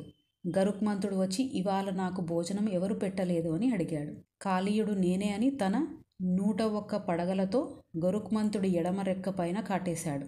కోపంతో గరుత్మంతుడు తన రెక్కతో కాళీయుడిని కొట్టేసరికి ఒళ్ళంతా రక్తంతో అక్కడి నుంచి పారిపోయి కాళింగమడుగులో ఉంటున్నాడు. ఈ కాళింగమడుగుకి గరుత్మంతుడు రాడు. ఎందుకంటే సౌబరి అనే ఋషి ఈ మడుగులో తపస్సు చేస్తున్న సమయంలో చిన్న చిన్న చేపలు ఋషి కాలి చుట్టూ తిరిగేవి. ఒకరోజు గరుత్మంతుడు అందులోని చేపని తిన్నాడు. ఋషికి ఆ చేపలతో ఎంతో అనుబంధం ఉంది. అందుకని గరుత్మంతుడిని ఈ మడుగు దగ్గరికి వస్తే చనిపోతావని శాపం పెట్టాడు. ఈ విషయం తెలుసుకున్న కాళీయుడు గరుత్మంతుడు రాడు అని కాళింగ మడుగుని తన నివాసంగా చేసుకున్నాడు. బృందావనంలో ఉన్న గోపకాంతలంతా కృష్ణుడే భర్తగా కావాలి అని నిర్ణయించుకొని కాత్యాయనీ దేవికి మార్గశిర మాసాన 30 రోజుల వ్రతం మొదలుపెట్టారు. అందరూ కలిసి కృష్ణుడినే భర్తగా ఎందుకు పొందాలి అనుకుంటున్నారు అంటే సంసారం చేయడానికి కాదు, మాయ అనే తెర తొలగి సిద్ధి కొరకు నిరంతరం ఆనందమయుడైన పరబ్రహ్మమైన కృష్ణుడిలో ఐక్యమవడానికి. దాని కొరకు నీ అనుగ్రహం కావాలి అమ్మా అని వ్రతం చేస్తున్నారు. ప్రతిరోజు తెల్లవారుజామున గోపకాంతలంతా లేచి చేయి పట్టుకుని యమునా నదీ తీరంకి వెళ్ళి అక్కడ కడిమి చెట్టు కింద అమ్మవారి ప్రతిమ చేసి పూజకి ముందు గోపకాంతలంతా ఒంటిపైన బట్ట లేకుండా స్నానం చేస్తున్నారు. గోపకాంతలంతా పవిత్ర హృదయముతో భక్తితో ఆరాధన చేస్తున్నారు. కానీ కర్మయందు ఒక దోషం ఉంది. దాన్ని తొలగించి వ్రత ఫలితం ఇవ్వడానికి శ్రీకృష్ణుడు వారి బట్టలన్నీ తీసుకుని చెట్టుపైకి ఎక్కాడు. ఒడ్డున చూస్తే బట్టలు లేవు. చెట్టుపైన వారి బట్టలతో ఉన్న కృష్ణుడిని చూసి అన్నారు, కొంటె కృష్ణ, ఏమి పనులయ్యా నీవి? మేము విడిచిన వస్త్రాలను తీసుకుని చెట్టు ఎక్కుతావా? మేము బట్టలు లేకుండా ఎలా బయటకి వస్తాం? ఆడవాళ్లతో నువ్వు ఇలాంటి పనులు చేయవచ్చా? కృష్ణ, మా వస్త్రాలు మాకు ఇచ్చి నువ్వు వెళ్ళిపో. కృష్ణుడు అన్నాడు, మీరందరూ వ్రతం చేస్తున్నారు కదా, ఇది దేని కొరకు చేస్తున్నారు? నన్ను భర్తగా పొందాలని కదా. అలాంటప్పుడు భర్త మాట భార్య వినాలి కదా. నేను చెప్పినట్టు చేయండి. ముందుగా నేనెవరో తెలుసుకోండి. నన్ను చూసి సిగ్గుపడతారేంటి? మనం చిన్నప్పటి నుంచి కలిసి పెరిగాము. నేను మీ అందరి హృదయములలో ఉన్నాను. నేను ఉన్నాను కాబట్టే ఈ శరీరం పెరుగుతున్నది. వయసుతో పాటు శరీర మార్పు చెందుతుంది. ఈ మార్పుని శరీరం తెలుసుకుంటుంది. ఈ తెలుసుకుంటున్న శరీరం మార్పు చెందుతుంది. మారుతున్న శరీరాన్ని మారనిది చూస్తుంది. అదే పరబ్రహ్మం. అది నేనే. నిజంగా ఇవాళే నేను మిమ్మల్ని ఇలా చూడడం సంభవిస్తే మీరందరూ ఎప్పుడో భూమిలో కలిసిపోయేవాళ్ళు. నేను ఎప్పుడూ మీలోనే ఉన్నాను. నేను ఉండబట్టే మీరు జీవిస్తున్నారు. మీరు వ్రతం లేదా పూజ చేస్తే ఫలితం రాదు. మీ వ్రతం వల్ల భగవంతుడు సంతోషిస్తే ఫలితం వస్తుంది. ఒంటిపై ఒక్క బట్ట లేకుండా స్నానం చేయడం వల్ల జలదేవత అయిన వరుణుడికి అపచారం చేసినట్టు. అపచారం చేస్తే కాత్యాయనీ దేవి ఫలితం ఎలా ఇస్తుంది? అసలైతే మీకు శిక్ష వేయాలి. కానీ నేను మీ భక్తికి లొంగాను. అందుకని మీరందరూ చేతులెత్తి నమస్కారం చేయండి. మీ బట్టలు మీకు ఇచ్చేస్తా. కొందరు గోపకాంతలన్నారు, నువ్వు చూస్తూ ఉంటే మేము ఒడ్డున వచ్చి ఎలా నమస్కారం చేస్తాం? చేయము. మిగిలిన గోపకాంతలు ఒకరితో ఒకరు మాట్లాడుకుంటున్నారు ఏమి చెయ్యాలి అని. అందులోని ఒక గోపకాంత అంది, కృష్ణుడు జగద్భర్త, పరబ్రహ్మం అని మనం అంగీకరించాం. అలాంటప్పుడు కృష్ణుడికి మనం నమస్కరిస్తే దోషమేమిటి? ఈ శరీరం పైన మోహం వల్లనే కదా ఇన్ని జన్మలు ఎత్తాం. ఇవాళ కృష్ణుడే మనం నమస్కారం చేస్తే దోషం తీసేసి ఫలితమిస్తాను అన్నప్పుడు ఇందులో ఆలోచించేది ఏముంది, అందుకని నమస్కరిద్దాం. అలా అందరూ శరీరంపై వ్యామోహం లేకుండా ఒడ్డున వచ్చి శ్రీకృష్ణ పరమాత్మకి నమస్కరించారు. కృష్ణుడు అందరి వస్త్రాలు ఇచ్చేసి అన్నారు, కాంతలారా, మీరు చేసిన వ్రతానికి దాని ఫలితం నేను ఇస్తున్నాను. ఇక నుంచి రాత్రులందు మీరు నన్ను పొందుతారు. రాత్రి అంటే చీకటి, ఇది అజ్ఞానానికి గుర్తు. రాత్రి పొందడం అంటే అజ్ఞానం పోయి జ్ఞానులై మోక్షం వైపుకు వెళతారు అని అర్థం. శ్రీకృష్ణ పరమాత్మకి ఒక విషయం తెలిసింది. ఇంద్రుడికి అహంకారం పెరిగి తానే అందరికన్నా గొప్ప అని అనుకుంటున్నాడని. ఈయనకి బుద్ధి చెప్పాల్సిందే అని కృష్ణుడు అనుకున్నారు. ఒకానొక సమయంలో నందుడు అందరితో సమావేశంలో ఉన్నాడు. శ్రీకృష్ణుడు అక్కడికి వెళ్ళి అన్నాడు, నాన్నగారు, పెద్దలు చిన్నవాళ్ళు ఏదైనా మంచి విషయం చెబితే వారు సలహా ఇస్తే తీసుకుంటారు కదా, అందుకని అడుగుతున్నాను. నాకు చెప్పవచ్చు అని మీరు అనుకుంటే మీరు దేని గురించి ఆలోచన చేస్తున్నారో నాకు చెప్పండి. నందుడు తప్పకుండా చెబుతా అని అన్నాడు. మనం యజ్ఞం చేస్తే దానికి ఇంద్రుడు సంతోషపడి వర్షం కురిసేలా చేస్తాడు. అప్పుడు గడ్డి పెరుగుతుంది. దాన్ని మన పశువులు బాగా తింటే ఎక్కువ పాలు ఇస్తాయి. అప్పుడు మనకు ఐశ్వర్యం వస్తుంది. అందుకని ఇంద్రుడికి యజ్ఞం చేద్దాం అనుకుంటున్నాం. ప్రతి సంవత్సరం చేస్తాం. శ్రీకృష్ణుడు ఇంద్రుడికి బుద్ధి చెప్పాలి కాబట్టి ఇలా అన్నారు, నాన్నగారు, ఎవరికైనా గౌరవము లేదా పతనం ఈ రెండు వారు చేసుకునే కర్మల వలన వస్తుంది. అదే ఫలితం ఇస్తుంది. మనం ఇలా ఐశ్వర్యంలో ఉండడానికి కారణం మనమే. మనం పశువులని పోషిస్తున్నాం. మన పశువులని పోషించడానికి గడ్డి ఇస్తున్నది ఈ గోవర్ధనగిరి. మీరేమో మన కంటికి కనబడని ఇంద్రుడికి యజ్ఞం చేస్తామంటున్నారు. నేనంటున్నా మన కంటికి కనబడే గోవర్ధనగిరికి యజ్ఞం చేయాలి. నందుడు అన్నాడు, కృష్ణ, నువ్వు చెప్పేది బాగుంది, కానీ ఏదైనా యజ్ఞం చేస్తే కల్పం ఉంటుంది, మంత్రాలు ఉంటాయి. కానీ గోవర్ధనగిరి యాగానికి మంత్రాలు పూజ ఎలా చేయాలి? నీకు ఎవరైనా తెలుసా? కృష్ణుడు అన్నాడు, నాన్నగారు, మీరు ఇదివరకు యజ్ఞం ఎలా చేశారో అలానే చేయాలి. తేడా ఏంటంటే ఇంద్రుడి పేరు చెప్పకుండా బ్రాహ్మణులకి భోజనం పెట్టి వారు మిగిలించింది మనందరం తినాలి. తర్వాత మనం పశువులకి మిగిలిన జంతువులకి ఆహారం పెట్టాలి. తర్వాత గోవర్ధనగిరి పైన ఆహారం పెట్టి ప్రదక్షిణ చేయాలి. అప్పుడు ఆ గోవర్ధనగిరి పురుష రూపం పొంది మనం పెట్టిన ఆహారం తింటాడు. అందరూ సరేనని మరుసటి రోజు యజ్ఞం చేశారు. కృష్ణుడు చెప్పినవన్నీ చేశారు. కృష్ణుడు పుట్టినప్పటి నుంచి రాక్షసులను ఎలా చంపాడో చెప్పుకుంటూ ప్రదక్షిణ చేస్తున్నారు. గోవర్ధనగిరి పురుష రూపం పొంది వీళ్ళు పెట్టిన ఆహారం స్వీకరిస్తుంది. కృష్ణుడు నందుడిని పిలిచి అన్నాడు, నాన్నగారు, నేను చెప్పాను కదా, గోవర్ధనగిరి మనం పెట్టిన ఆహారం స్వీకరిస్తుంది అని. ప్రజలందరూ సంతోషంతో గోవర్ధనగిరికి జేజేలు కొడుతూ ప్రదక్షిణ చేస్తున్నారు. ఆ కోలాహలం విన్న ఇంద్రుడు ఏం జరుగుతుంది అని తన భటులని అడిగాడు. వాళ్ళన్నారు, ప్రభు, ప్రతి ఏడాది మీకు చేయవలసిన యాగం మానేసి గోవర్ధనగిరికి యాగం చేస్తున్నారు.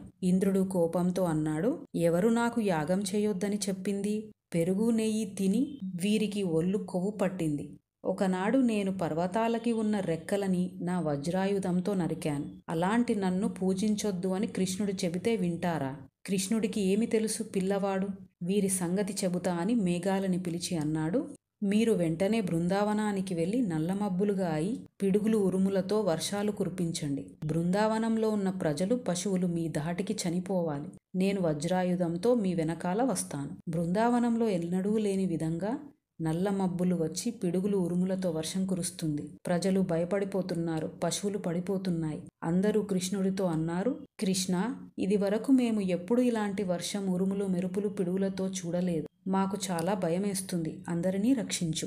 కృష్ణుడు అక్కడ ఉన్న గోవర్ధనగిరిని చాలా తేలికగా చిరునవ్వుతో తన చిటికెన వేలుతో పైకి ఎత్తి పట్టుకున్నాడు. అందరూ కొండ కిందకి వచ్చారు. అలా 7 రాత్రులు 7 పగళ్ళు అందులోనే ఉన్నారు. ఈ విషయం తెలుసుకున్న ఇంద్రుడు కృష్ణ పరమాత్మని చూసి అన్నాడు, మహానుభావ, పరబ్రహ్మమైన నిన్ను నేను గుర్తించలేకపోయాను. ఎంత పొరపాటు జరిగింది. సమస్త బ్రహ్మాండములను సృష్టించి నిర్వహించి లయ చేసే నీవు నాకు అధికారమిస్తే ఆ అధికారంతో నేను వర్షం కురిపిస్తున్నానని మరిచిపోయి అహంకారంతో ప్రవర్తించాను. నా అహంకారం తీసేయడానికి నీవు గోవర్ధనగిరి పూజ చేశావు అని తెలుసుకోలేకపోయా. భగవంతుడా, నన్ను క్షమించు. కృష్ణుడు అన్నాడు, నీ తప్పు నువ్వు తెలుసుకున్నావు కాబట్టి నువ్వు నీ ఇంద్ర పదవిలో ఉండు, కానీ నా అంతటివాడు లేడు అని అహంకారంతో ఉండొద్దు. నేను ఇచ్చాను కాబట్టి నువ్వు ఈ పదవి పొందావని గుర్తుపెట్టుకో. స్వర్గలోకం నుంచి కామధేనువు వచ్చి అంది, భగవంతుడా, కష్టం వస్తే నోరు ఉన్న మనుషులు ఎక్కడికైనా వెళ్ళి రక్షణ పొందుతారు, కానీ నోరు లేని జీవాలని బయటే పెడతారు. నువ్వు జగన్నాథుడివి, నీకు తెలుసు మా కష్టం. ఇవాళ గోవులని కాపాడావు కాబట్టి గోవిందా నీకు నమస్కారం అని బంగారు గిన్నెలో పాలు ఇచ్చింది. ఐరావతం ఆకాశగంగలోని నీరు తెచ్చింది. శ్రీకృష్ణ పరమాత్మపై పాలు ఆకాశగంగతో అభిషేకం చేసి గోవిందా అని పిలుస్తున్నారు. శరదృతువు పౌర్ణమి నాడు శ్రీకృష్ణుడు యమునా నది ఒడ్డున నిలబడి తన వేణువుతో మోహన గీతం వాయిస్తున్నారు. ఎందరో గోపకాంతలు తమ తమ ఇంట్లో వారి పనులు చేసుకుంటున్నారు. ఈ వేణుగానం విన్న వాళ్ళలో కొందరు గోపకాంతలు వారి హృదయంలో కృష్ణుడిని దర్శనం చేసి వారి శరీరాలు వదిలేశారు. మరికొంతమంది గోపకాంతలు వారి కుటుంబాలు వదిలేసి కృష్ణుడి దగ్గరికి వచ్చారు. కృష్ణుడు అన్నారు, మీరందరూ సంసారం చేసేవాళ్ళు, మీకు భర్తలు పిల్లలు ఉన్నారు. ఇలా సమయం కాని సమయంలో మీ కుటుంబాన్ని వదిలేసి పరపురుషుడి దగ్గరికి స్త్రీలు వస్తే మీ సంసారం పాడవదా? మీరు ఎందుకొచ్చారు? గోపకాంతలు వారి కళ్ళల్లో నీరు కారుస్తూ అన్నారు, కృష్ణ, మేము ఎందుకు వచ్చామో నీకు తెలుసు. నీ వలన సుఖం పొందాలని మేము వస్తే ఎందుకొచ్చావని అడుగుతావా? ఇది విన్న పరీక్షిత్ శుకమహర్షితో అన్నారు, మహర్షి, ఇంతవరకు బాగుంది, కానీ ఈ చీకటి పడ్డప్పుడు శ్రీకృష్ణుడు వేణువు వాయించడం ఏమిటి? గోపకాంతలు కుటుంబాలు వదిలి పరిగెట్టుకు రావడం ఏమిటి? సుఖం పొందాలి అని వచ్చామనడం ఏమిటి? భగవంతుడు ఈ పనులు చేయవచ్చా? ధర్మం నిలబెట్టవలసిన వాడు పరకాంతలందు ఇలాంటి మోహపు బుద్ధి చూపించొచ్చా? శుకమహర్షి అన్నారు, పరీక్షిత్, తొందరపడకు, రాసలీలలు జాగ్రత్తగా విను, అప్పుడు నీకు అర్థమవుతుంది. భగవంతుడు కాలస్వరూపంగా ఉంటాడు. ప్రాణులని సృష్టిస్తాడు, లయం చేస్తాడు. అలా ఎన్నో ప్రాణులు పుడతాయి, చనిపోతాయి, మళ్ళీ పుడతాయి. ఈ చక్రాన్ని ఆపడం అంటే మోక్షం పొందడం, భగవంతుడిలో కలవడం. శ్రీకృష్ణుడు తనపై అపారమైన భక్తి ఉన్న వాళ్ళని తనలోకి ఐక్యం చేసుకోవాలనుకున్నారు. దీనికి ప్రత్యేక కారణం లేదు. ఆయనకి ఆ ఆలోచన కలిగింది. శ్రీకృష్ణుడు యమునా నదీ తీరంలోనే ఎందుకు వేణువును వాయిస్తున్నారు అంటే, యమునా నదీ ప్రవాహం కాలస్వరూపంగా గుర్తు. శరదృతువులో మేఘాలు లేక ఆకాశం నిర్మలంగా ఉండి రజోగుణం తమోగుణం లేక సత్వగుణంతో ఉంటారు. ఈ సమయంలో ఎవరి మనసు సత్వగుణంతో నిరంతరం కృష్ణుడిని హృదయంలో తలుచుకుంటారో వారు మాత్రమే ఈ వేణుగానం వినగలిగి కృష్ణుడి దగ్గరికి రాగలరు. ఎందుకంటే ఎవరిపై భగవంతుని అనుగ్రహం ఉంటుందో వారు ఆత్మోన్ముఖం అవుతారు. ఇక్కడ గోపకాంతలు మాత్రమే ఆత్మదర్శనం చేయబోతున్నారు. అంటే కేవలం స్త్రీలు అని అర్థం కాదు. జీవులందరికీ శ్రీకృష్ణ పరమాత్మ జగద్భర్త. బయట ప్రపంచంలో స్త్రీ పురుషులు నపుంసకులు అని అంటాం, కానీ ఆత్మకి ఈ తేడా ఉండదు. అందరూ స్త్రీలు, ఎందుకంటే అందరూ భగవంతుడిని పొందాలి కాబట్టి. జగద్భర్తగా ఉంటాడు. అందుకని రాసలీలలో అందరినీ స్త్రీలుగా గోపకాంతలుగా సంబోధించారు. భగవంతుడు సత్యము, మారనివాడు. మారుతున్నది శరీరం. మారుతున్న శరీరంలో ఉండి మారని భగవంతుడిని పొందాలి. ఇది కేవలం కొందరికీ అర్థమవుతుంది. అర్థమైన వాళ్ళు మాత్రమే కృష్ణుడి వేణుగానానికి స్పందించారు. వాళ్ళు తమ భర్తలని వదిలి అడిగేది కామము కాదు, మోక్షం. ఆత్మదర్శనం అయ్యాక పొందే సంతోషం మాటల్లో చెప్పలేనిది. దీన్ని మధురమైన భక్తితో చెప్పాలి. ఆత్మ బ్రహ్మంలో ఐక్యమవుతుంది. దాన్ని ప్రేయసి ప్రియులుగా ఆడుకుంటున్నట్టుగా చూపిస్తారు.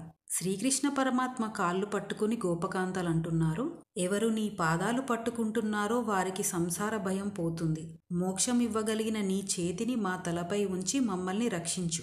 కృష్ణుడు అన్నారు, ఇలాంటి సమయంలో మీరు రాకూడదు, తప్పు, మీ ఇంటికి వెళ్ళిపోండి. గోపకాంతలన్నారు, ఎన్ని జన్మల నుంచి మేము ఎన్ని తపస్సులు చేశామో దాని ఫలితంగా ఇవాళ నీ పాదాల దగ్గరికి చేరాం. మమ్మల్ని తిరిగి మా భర్తల దగ్గరికి వెళ్ళమని మమ్మల్ని అనకూడదు. ఎందుకంటే వారు సంసారం కోసం ఉన్న పతులు. మాకు జగద్భర్త అయిన నీలో చేరాలి. భరించేవాడు, రక్షించేవాడు భర్త. ఈ లక్షణాలు ఉన్నవాడివి నీవు. నువ్వు మాకు మోక్షమివ్వాలి. వీరి మాటలకి శ్రీకృష్ణ పరమాత్మ చాలా సంతోషించారు. ఎందరో గోపకాంతలు ఎందరో కృష్ణులతో నాట్యం చేస్తున్నారు. కొందరు వీణ వాయిస్తున్నారు, కొందరు మృదంగం వాయిస్తున్నారు. వీళ్ళు చిరునవ్వుతో నాట్యం చేస్తున్నారు. మెడలో ఉన్న హారాలు ముడిపడుతున్నాయి. చెవులకి ఉన్న కుండలాలు కదులుతున్నాయి, వెంట్రుకలు కదులుతున్నాయి. ఒంటికి చెమటలు పట్టేసి గోపకాంతలు శ్రీకృష్ణ పరమాత్మతో కలిసి రాసలీలానందాన్ని పొందుతున్నారు. యమునా నది నుంచి చల్లని గాలి వచ్చి వాళ్ళకి పట్టిన చెమట అలసట తీసేసి బాహ్యంలోకి వచ్చారు. వాళ్ళన్నారు, మేమందరం కృష్ణుడితో ఆనందం అనుభవిస్తున్నాం, ఆత్మదర్శనం పొందాం. వెంటనే కృష్ణుడు మాయమయ్యాడు.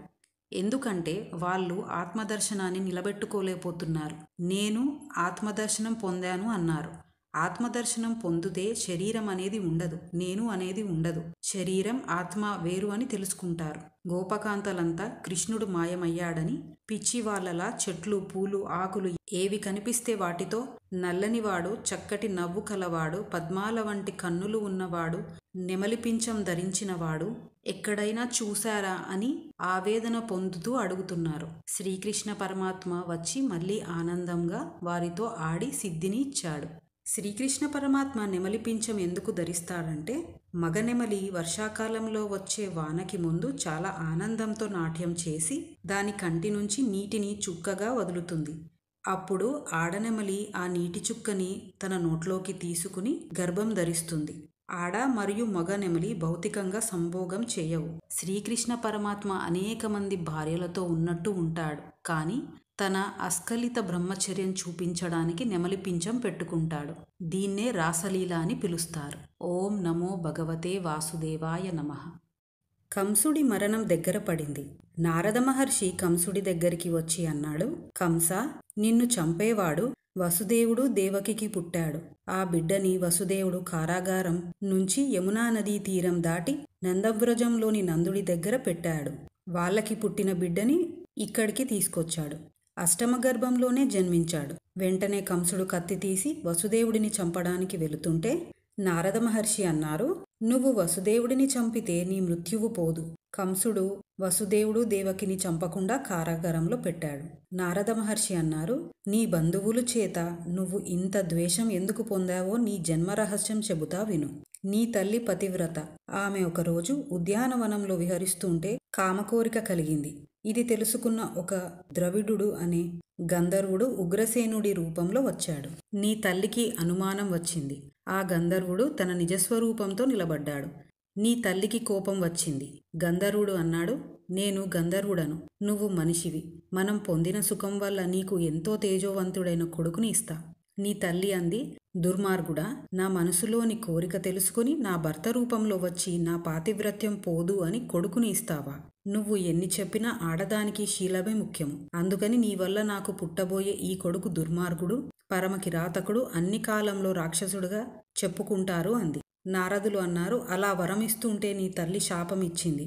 కంసుడు అక్రూరుడిని పిలిచి అన్నాడు, అక్రూర, నువ్వు బృందావనం వెళ్ళి కృష్ణుడితో చెప్పు, నీ మేనమామ కంసుడు ధనుర్యాగం చేస్తున్నాడు, నిన్ను ఆహ్వానించాడు అని చెప్పి తీసుకునిరా. ఆ పిల్లవాడు మధురలో అడుగు పెట్టగానే ఏదో ఒక విధంగా చంపేస్తాను. అక్రూరుడు కంసుడితో నేను వెళ్ళి బలరామకృష్ణుడిని తీసుకొస్తా అన్నాడు. తర్వాత నారదుడితో అన్నాడు, జ్ఞానం ఉన్నవాళ్ళు, బ్రహ్మం తెలుసుకోవాలనుకుంటున్న వాళ్ళు ఎవరి పాదాలలో ఉన్న బొటనవేలి కాలి కాంతిని చూసి అజ్ఞానం పోగొట్టుకుంటారో అలాంటి మహాపురుషుడు అయిన కృష్ణుడిని నా రథంలో కూర్చోబెట్టుకుని తీసుకొచ్చే భాగ్యం నాకు ఇచ్చిన కంసుడి లాంటి స్నేహితుడు ఎక్కడైనా ఉంటాడా అని బయలుదేరాడు. మధురా నగరంలో కంసుడి రాజ్యంలో ఉన్న అక్రూరుడికి ఇలాంటి కృష్ణ భక్తి ఎలా వచ్చింది అంటే, అక్రూరుడి తల్లి గాంధిని, తండ్రి స్వపల్కుడు. గాంధిని తండ్రికి ఒక కోరిక ఉండేది, గాంధినికి ఒక మహానుభావుడు పుట్టాలని. అందుకోసం 1 సంవత్సరం పాటు ప్రతిరోజు ఒక ఆవుని దానం చేశాడు. ఈ దానం యొక్క ఫలితం గాంధినికి అక్రూరుడు పుట్టాడు. పుట్టుకతో విశేషంగా కృష్ణభక్తి కలిగి ఉన్నవాడు. అక్రూరుడు రథంలో బృందావనంలోకి ఎంతో ఆనందంతో వెళ్ళాడు. క్రింద భూమిలో చూసేసరికి ఫలరేఖ, అమృతపాత్ర, చాపరేఖ, అంకుశరేఖ ఇంకా ఎన్నో దివ్య చిహ్నములతో చిన్ని చిన్ని పాదాల గుర్తులు ఉన్నాయి. కృష్ణుడు ఈ దారిలో వెళ్ళాడు అని, పరమాత్మ నడిచిన ఈ భూమి మీద నేను రథంపై వెళ్ళడమా అని రథంలోంచి కిందకి దిగి ఒళ్ళంతా ఆనందంతో పులకరించిపోతూ, కళ్ళల్లో నీరు కారుతూ, నోట మాట రాక పరమాత్మ పాదాలు అని కింద పడి ఆ ధూళి అంతా ఒంటిపై రాసుకుని నందుడి ఇంటికి వెళ్ళాడు. అక్కడ తన కంటితో సాకార రూపంగా ఉన్న కృష్ణుడు బలరాముడికి నమస్కరించాడు. నా జన్మ ధన్యమైంది అన్నాడు. బలరాముడు వెంటనే అక్రూరుడిని కూర్చోబెట్టి కాళ్ళు కడిగి మర్యాదలు చేశాడు. భోజనం పెట్టి ఆవుని దానం చేసి అన్నాడు, మధుర కుశలమా అని అడగబుద్ధి అవటం లేదు. ఎందుకంటే కంసుడి లాంటి దుర్మార్గుడు పరిపాలిస్తుంటే ఎలా కుశలంగా ఉంటుంది. మా తల్లిదండ్రులు అయిన దేవకీ వసుదేవులని మళ్ళీ కారాగారంలో పెట్టాడు. మా అమ్మని చంపబోయాడు. మీరు మహానుభావుడు. మీరు ఏ పని మీద ఇంత దూరం వచ్చారో చెప్పండి. అక్రూరుడు అన్నాడు, మహానుభావ, మీకు తెలియని విషయం లేదు. ధనుర్యాగం అనే పేరుతో మల్లయుద్ధాలు ఏర్పాటు చేశాడు. మేనల్లుళ్ళు అని మిమ్మల్ని ఆహ్వానిస్తున్నాడు. మీ ఇద్దరినీ చంపాలని పిలుస్తున్నాడు. దానికి నన్ను పంపాడు. మీ శక్తి సామర్థ్యాలు నాకు తెలుసు. ఈ విధంగా అయినా మిమ్మల్ని సేవించుకుందామని వచ్చాను. శ్రీకృష్ణుడు అక్కడ ఉన్న పెద్దల్ని పిలిచి, రేపు నేను బలరాముడు కంసమామ ఏర్పాటు చేసే యాగానికి వెళుతున్నాం. అక్కడికి తీసుకెళ్లడానికి పాలు వెన్న ఏర్పాటు చేయండి. ఈ విషయం బృందావనంలో అందరికీ తెలిసింది. గోపకాంతలంతా పరుగున వచ్చి అన్నారు, ఇతను అక్రూరుడు కాదు, క్రూరుడు. పుట్టినప్పటి నుంచి కృష్ణుడితో ఉంటూ ఆడుకుంటూ ఉన్నాం. ఎంతమంది రాక్షసులు వచ్చినా కృష్ణుడి చేతిలో మరణించబడి మా అందరినీ కాపాడాడు. హాయిగా మన దగ్గర ఉన్న కృష్ణుడి తీసుకెళ్లడానికి వచ్చాడు. కృష్ణుడి రథానికి అడ్డుపడి, కృష్ణా, నువ్వు వెళ్ళడానికి వీలు లేదు. నువ్వు వెళ్ళిపోతే ప్రాణం లేని శరీరాల్లా పడిపోతాం. కృష్ణుడు వారితో మాట్లాడకుండా పక్కకి జరగమనండి, నేను వెళ్ళాలి, ఇది నా ఆజ్ఞ అన్నాడు. అందరూ పక్కకి జరిగారు. కృష్ణుడి రథం వెళ్ళిపోతుంది. యశోదాదేవి, గోపకాంతలు ఎంతో బాధతో ఏడుస్తూ ఉన్నారు. కంసుడు చాలా ప్రమాదకారి, నా కృష్ణుడు క్షేమంగా ఉండాలి అనుకుని కొద్దిసేపటికి ఎవరి ఇంట్లోకి వారు వెళ్లారు. అక్రూరుడు యమునా నది దాటుతుండగా ఒక్కసారి రథమాపి కాళింగమడుగులో సంధ్యావందనం చేసుకుని వస్తా అని వెళ్ళాడు. నీటిపైన బలరామకృష్ణులు కనబడ్డారు. రథంలోంచి ఎప్పుడు వచ్చారు అని రథం వైపు చూశాడు. రథంలో బలరామకృష్ణులు ఉన్నారు. నీటిలో రథంలో పరమాత్మ ఉన్నారు. ఇది దివ్యశక్తి అనుకుని స్నానం చేద్దామని నీటిలో మునక వేశారు.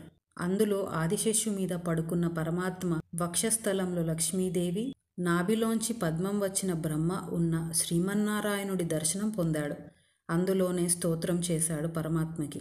ఆ రోజు రాత్రికి బలరామకృష్ణులతో అక్రూరుడు మధుర చేరుకున్నాడు. అక్రూరుడు శ్రీకృష్ణుడిని తన ఇంటికి వచ్చి ఆతిథ్యం స్వీకరించమన్నాడు. కృష్ణుడు అన్నారు, ఇప్పుడు రాను, రాక్షస సంహారం అయ్యాక వస్తాను అని ఊరి బయట పడుకున్నారు. మరుసటి రోజు ఉదయం బలరామకృష్ణులు మధురలో నడుస్తున్నారు. అక్కడ ఉన్న జనం, బలరామకృష్ణులు వీళ్ళే, బృందావనంలో ఉండి ఎన్నో లీలలు చేశారు, ఎంతో మనోహర రూపంతో ఉన్నారు అని చూస్తున్నారు. బలరామకృష్ణులు రాచవీధిలో నడుస్తున్నారు. కంసుడి చాకలివాడు మంచి పట్టుబట్టలు ఉతికి మూటలు కట్టుకుని తలపై పెట్టుకుని వెళుతున్నాడు. కృష్ణుడు పిలిచి అన్నాడు, మేము నందమహారాజు గారి బిడ్డలం, మాకు కూడా ఒక మంచి పట్టుబట్ట ఇవ్వు కట్టుకోవడానికి. చాకలివాడు అన్నాడు, మా మహారాజుకి తెలిస్తే కోపం వస్తుంది. మీరు పాలు పెరుగు తిని కొవ్వు పట్టారు. ఇవేమైనా మామూలు పంచలనుకుంటున్నారా? ఇవి కంసమహారాజు కట్టుకునే పంచలు. మీకు కావలసి వచ్చాయా? పిచ్చి పిచ్చి మాటలు మాట్లాడకండి. కృష్ణుడు అన్నాడు, నేను అడిగిందేమిటి, నువ్వు మాట్లాడేదేమిటి అని బలరాముడిని చూసి, అన్నయ్య, ఈ పుర్రె మారదు అని పిడికిలి బిగించి తలపై ఒక్క గుద్దు గుద్దాడు. నెత్తురు కక్కుకొని చచ్చాడు. కృష్ణుడు ఇలా ఎందుకు చేశాడంటే, త్రేతాయుగంలో ఈ చాకలివాడు సీతాదేవిపై నిందలు వేశాడు. ఈ పుర్రె ఎప్పటికైనా మారుతుంది అని భగవంతుడు అవకాశం ఇస్తూనే ఉన్నాడు. ఈ జన్మలో అయినా ఒక మంచి మాట మాట్లాడితే అనుగ్రహిద్దామనుకున్నాడు. అవకాశం వచ్చినా అహంకారంతో నాశనమయ్యాడు. ఇవి మా మహారాజు బట్టలు, ఇవ్వలేను అని ఉంటే సరిపోయేది. బలరామకృష్ణులు ముందుకు వెళ్లారు. దారిలో పంచెలు నేసే ఒక వృద్ధుడు చేతిలో పంచెలు పట్టుకొని ఎదురుపడి అన్నాడు, నేను ఈ పంచెలు కంసుడి కోసం నేశాను, కానీ ఇవి మీరు తీసుకుని కట్టుకుంటే ఎంత బాగుంటారో అని ఇచ్చాడు. కృష్ణుడు ఆ పంచెలు తీసుకుని వృద్ధుడికి అపారమైన ఐశ్వర్యంతో పాటు తన చివరి రోజులలో తనలోకి తీసుకున్నాడు. అలా ముందుకు వెళుతుంటే పూలమాలలు కట్టే సుధాముడు బలరామకృష్ణులని ఆహ్వానించి మర్యాదలు చేసి తను కట్టిన పూలమాలలు కృష్ణుడి మెడలో వేశాడు. కృష్ణుడు చాలా సంతోషించి ఏం వరం కావాలో కోరుకో అన్నాడు. సుధాముడు అన్నాడు, ప్రతిక్షణం నీ పాదాలకి సేవ చెయ్యాలి, నిన్ను సేవించే వాళ్ళ స్నేహం కావాలి. కృష్ణుడు సంతోషించి తనలోకి తీసుకున్నాడు. అలా ముందుకు వెళుతుంటే గూని ఉన్న ఒక స్త్రీ ఎదురొచ్చింది. కృష్ణుడిని చూసి అంది, స్వామి, నేను కుబ్జని. ఊరిలో ఉన్న వాళ్ళు నన్ను శరీరంలో 3 వంకర్లు ఉన్న దానా అని పిలుస్తారు. నేను గంధపు చెక్కలపైన గంధం తీసి కంసమహారాజుకి ఇస్తాను. నువ్వేమో అందానికి అందంలా ఉన్నావు. నువ్వు ఈ గంధం తీసుకుని రాసుకో, ఈ గంధానికే అందం వస్తుంది. అందరికీ ఈ అందం ఎక్కడుంటుంది? కృష్ణుడు కుబ్జపాదాన్ని తన కుడి పాదంతో తొక్కి తన 2 వేళ్లని కుబ్జ గడ్డం కింద పెట్టి పైకి లేపాడు. కుబ్జ వంకర్లు పోయి సౌందర్య రాశి అయ్యింది. అలా ముందుకు వెళ్లి ధనుర్యాగంకి చేరుకుని అక్కడ ఒక పెద్ద ధనుస్సు కనిపించింది. శ్రీకృష్ణ పరమాత్మ ఆ ధనుస్సుని సంధిస్తే 2 ముక్కలు అయ్యింది. దాన్ని బలరామకృష్ణులు చేత్తో పట్టుకుని అక్కడ ఉన్న కంసుడి సైన్యాన్నంతా సంహరించారు. ఇది చూసిన కంసుడు భయపడి ఒక పెద్ద ఏనుగుని కృష్ణుడి మీదకి పంపించి చంపమన్నాడు. మావటివాడు ఏనుగుని కృష్ణుడి మీదకు పంపించాడు. ఆ ఏనుగు కృష్ణుడిని తన తొండంతో చుట్టేసింది. కృష్ణుడు తొండంలోంచి జారిపోయి దాని 4 కాళ్ల మధ్యలో దూరి బయటకి వచ్చి దాని తోక పట్టుకుని తిప్పి విసిరేశాడు. మావటివాడు ఏనుగుని మళ్లీ కృష్ణుడి పైకి పంపాడు. కృష్ణుడు దాని కాలుపై కాలు పెట్టి దంతాలు పీకేసి దాని కుంభస్థలంపై ఒక్క దెబ్బ కొట్టాడు. ఆ ఏనుగు కింద పడిపోయింది. దాని దంతాలతో అక్కడ ఉన్న వాళ్ళని సంహరించి ఆ దంతాలని భుజంపై పెట్టుకుని వెళుతుంటే చానూరుడు, ముష్టికుడు అనే మల్లయుద్ధం చేసేవారిని బలరామకృష్ణులపై పంపాడు. వాళ్ళన్నారు బలరామకృష్ణులతో, ఇదేమైనా వైకుంఠం అనుకుంటున్నారా కంసుడి సభ? పిల్లవాడా, నాతో యుద్ధం చేస్తావా అని చానూరుడు కృష్ణుడిపై, ముష్టికుడు బలరాముడిపై పడ్డారు. బలరామకృష్ణులు ఇద్దరినీ సంహరించారు. ఇదంతా చూసిన కంసుడు పిచ్చివాడిలా ఉగ్రసేనుడిని, వసుదేవుడిని, దేవకిని సంహరించండి అని కేకలు వేస్తున్నాడు. శ్రీకృష్ణ పరమాత్మ కంసుడిపైకి వెళ్లి జుట్టు పట్టుకునేసరికి చనిపోయాడు. కంసుడి శరీరాన్ని గిరగిరా తిప్పి సభ మధ్యలో పడేశాడు. తర్వాత ఉగ్రసేనుడికి పట్టాభిషేకం చేసి వసుదేవుడు, దేవకిలని కారాగారం నుంచి విడిపించారు. బృందావనంలో యశోదాదేవి గోపికలు బెంగపెట్టుకున్నారని ఉద్దముడిని పంపించారు. ఒకనాడు బలరామకృష్ణులు నందుడిని పిలిపించి ఇలా అన్నారు: తండ్రి, మేము మా తండ్రిని, తల్లిని చూడలేదు. మిమ్మల్నే తల్లిదండ్రులు అనుకున్నాము. ఇదివరకు ఏ తల్లిదండ్రులు కూడా మీ అంత గారాభంగా తమ బిడ్డలని పెంచలేదు. మీ మంచితనం వలన మేము పెరిగి ఇంత వాళ్ళమయ్యాము. మేము ఇక్కడ మధురలో ఉన్న బృందావనంకి కూడా వస్తూ ఉంటాము. మీరు మాపై చూపిన దయ ఎన్నడూ మరచిపోలేము. కృష్ణుడు నందుడిని కౌగిలించుకున్నాడు. నందుడి కళ్ళల్లో నీరు కారుతూ బృందావనంకి వెళ్ళిపోయాడు. వసుదేవుడు బలరామకృష్ణులకి ఉపనయనం చేయించాడు. బలరామకృష్ణులు అనుకున్నారు, గురువు నుంచి విద్య నేర్చుకోవాలి అని గురువు గురించి వెతుకుతూ కాశీపట్టణం చేరుకున్నారు. అక్కడ సమస్త విద్యలు తెలిసిన పండితుడు సాందీపని దగ్గర శిష్యులుగా ఉన్నారు. ఎంతో భక్తితో గురువుని సేవించారు. బలరామకృష్ణులు వినయానికి గురువు సాందీపని చాలా సంతోషించారు. 64 కళలు 64 రోజులలో నేర్చుకున్నారు. బలరామకృష్ణుల శక్తి సామర్థ్యాలు చూసి ఆశ్చర్యపడి భార్యతో ఆలోచించి గురువు సాందీపని ఇలా అన్నాడు: కొంతకాలం క్రితం మా కుమారుడు సముద్ర తీరం దగ్గర స్నానం చేయడానికి వెళ్ళి నీటిలో మునిగిపోయాడు. మళ్ళీ కనిపించలేదు. మీరు ఎంతో పరాక్రమంతో ఉన్నారు. నాకు గురుదక్షిణ ఇవ్వాలి కాబట్టి నా కుమారుడిని తీసుకురండి. బలరామకృష్ణులు వెంటనే సముద్రం దగ్గరికి చేరుకొని అన్నారు: సముద్రుడా, మంచి బుద్ధితో మా గురువుగారి కుమారుడిని తెచ్చి మాకు అప్పగించు, లేదంటే మా బాణాలు నీపై ప్రయోగిస్తాం. సముద్రుడు అన్నాడు: స్వామి, ఒక బ్రాహ్మణ బాలుడు స్నానం చేస్తుండగా ఒక పెద్ద అల అతన్ని లోపలికి తీసుకుపోయింది. పంచజనుడనే రాక్షసుడు ఆ పిల్లవాణ్ణి మింగేశాడు. శ్రీకృష్ణుడు శంఖం పూరించాడు. ఆ శంఖారావం విని పంచజనుడు భయపడి సముద్రంలోకి ప్రవేశించాడు. శ్రీకృష్ణుడు వాడిని తన బాణాలతో సంహరించి పొట్ట చీల్చాడు. ఆ పిల్లవాడు అందులో లేడు. శ్రీకృష్ణుడు ఈ రాక్షసుడి శరీరం నుంచి పుట్టిన పాంచజన్యం అనే గొప్ప శంఖాన్ని తీసుకుని బలరాముడితో యమపురి వెళ్లి గంభీర ధ్వనితో శంఖాన్ని పూరించాడు. ఆ శంఖ ఘోష విని యమధర్మరాజు ఆశ్చర్యపోయాడు. ఎంత ధైర్యం! నా యమపురి ముందు నా మనసుకు క్రోధం కలిగేలా ఎవరు శంఖం పూరిస్తున్నారు అని చూసేసరికి లీలావతారం ధరించిన బలరామకృష్ణులు ఉన్నారు. వీళ్ళు విష్ణువు అవతారమూర్తులు అని తెలుసుకుని భక్తితో బలరామకృష్ణులకి నమస్కరించి నేనేమి చెయ్యాలో ఆజ్ఞాపించండి అన్నాడు. పరమాత్మ అన్నారు: యమధర్మరాజా, మా గురుపుత్రుడు నీ దగ్గర ఉన్నాడు. అతన్ని నాకు అప్పగించు. యమధర్మరాజు వెంటనే గురుపుత్రుణ్ణి ఇచ్చాడు. బలరామకృష్ణులు గురువు సాందీపనికి తన కుమారుడిని ఇచ్చి ఇంకా ఏమి చేయమంటారో చెప్పండి అన్నారు. సాందీపని అన్నాడు: ఇదివరకు ఇంత దయతో ఇలాంటి గురిదక్షిణ ఎవ్వరూ ఇవ్వలేదు. చనిపోయిన వ్యక్తిని తీసుకొచ్చారు. ఇది మీకే సాధ్యం. మీ కీర్తి లోకాలలో ప్రకాశించుగాక అని ఆశీర్వదించారు. బలరామకృష్ణులు మధుర చేరుకుని శంఖం పూరించారు. ప్రజలందరూ సంతోషించారు. ఈలోగా కంసుని భార్యలు జరాసంధుడి కూతుర్లు. వారు తమ తండ్రితో అన్నారు: తండ్రి, మా భర్త కంసుని కృష్ణుడు సంహరించాడు. మాకు వైధవ్యం వచ్చింది అని ఏడుస్తున్నారు. కోపంతో జరాసంధుడు అన్నాడు: కృష్ణుడు కంసుని సంహరించాడా? కృష్ణుడికి అంత ధైర్యమా? ఇక నేను ఈ భూమండలంలో ఉన్న యాదవులు అనే వారే లేకుండా చేస్తా. అని శపథం చేసి యుద్ధానికి బయలుదేరాడు. తన భారీ సైన్యంతో మధురని ముట్టడించాడు. శ్రీకృష్ణుడు అనుకున్నారు, జరాసంధుడిపై సామదాన భేదాలు పనిచెయ్యవు. దండోపాయం ప్రయోగించాలి. నేను ఈ అవతారం స్వీకరించింది భూమిపై ఉన్న చెడ్డవాళ్ళని సంహరించడానికి. జరాసంధుడి సైన్యాన్ని నేను సంహరిస్తూ ఉంటే వాడు మళ్ళీ సైన్యం సమకూర్చుకుంటూ ఉంటాడు. అలా ఎంతోమంది చెడ్డవాళ్ళని సంహరించొచ్చు అని జరాసంధుడిని మాత్రం ఏమీ చేయకుండా వదిలేస్తూ యుద్ధం చేస్తూ ఉన్నారు. అలా 17 సార్లు వచ్చాడు. 17 సార్లు జరాసంధుడి సైన్యాన్ని కృష్ణుడు యాదవ సైన్యంతో సంహరించాడు. ఈలోపు కృష్ణుడు విశ్వకర్మచే సముద్రం మధ్యన దృఢమైన ఒక నగరం నిర్మించమన్నాడు. ద్వారకా నగరం నిర్మాణం చేశాక యాదవులందరినీ అక్కడికి తరలించాడు. బలరామకృష్ణులు మధురలో ఉన్నారు. ఈలోగా నారద మహర్షి కాలయవనుడి దగ్గరికి వెళ్ళి అన్నారు, కాలయవన, నువ్వు ఎందరో బలమైన రాజులని గెలిచావు, కానీ ఎందుకు యాదవులని జయించలేదు? నీతో యుద్ధం చేయగలిగిన వాడు ఒకడున్నాడు. చిన్న పిల్లవాడు, నల్లగా ఉంటాడు. శ్రీవస్తం అనే పుట్టుమచ్చతో చేతిలో వేణువు పట్టుకుని మెరిసిపోతూ ఉంటాడు. కృష్ణుడు అని అంటారు. మధురలో ఉన్నాడు, వెళ్ళు.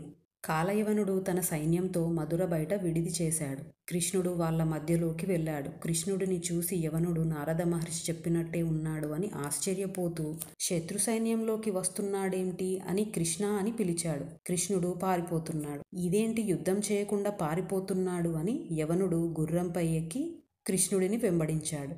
కృష్ణుడు ఒక కొండ గుహలోకి వెళ్ళాడు. యవనుడు గుర్రం వదిలేసి గుహలోకి వెళ్ళాడు. అక్కడ దుప్పటి కప్పుకుని ఒకతను ఉన్నాడు. అది కృష్ణుడే అనుకుని యవనుడు తన కాలితో ఒక తన్ను తన్నాడు. దుప్పటిలో ఉన్న అతను లేచి కోపంతో చూసేసరికి యవనుడు భస్మమయ్యాడు. ఈ దుప్పటిలో ఉన్న అతను త్రేతాయుగంలో ఇక్ష్వాకు వంశంలో మాంధాత కొడుకు ముచికుడు, గొప్ప భక్తుడు. ఒకసారి ఇంద్రుడు రాక్షస సంహారానికి సహాయం అడిగితే రాత్రిపగలు నిద్రపోకుండా రాక్షసుడిని సంహరించాడు. దేవతలు సంతోషించి ఏం వరం కావాలి అని అడిగారు. ముచికుడు అన్నాడు, నేను చాలా అలసిపోయా, నిద్రపోవాలి.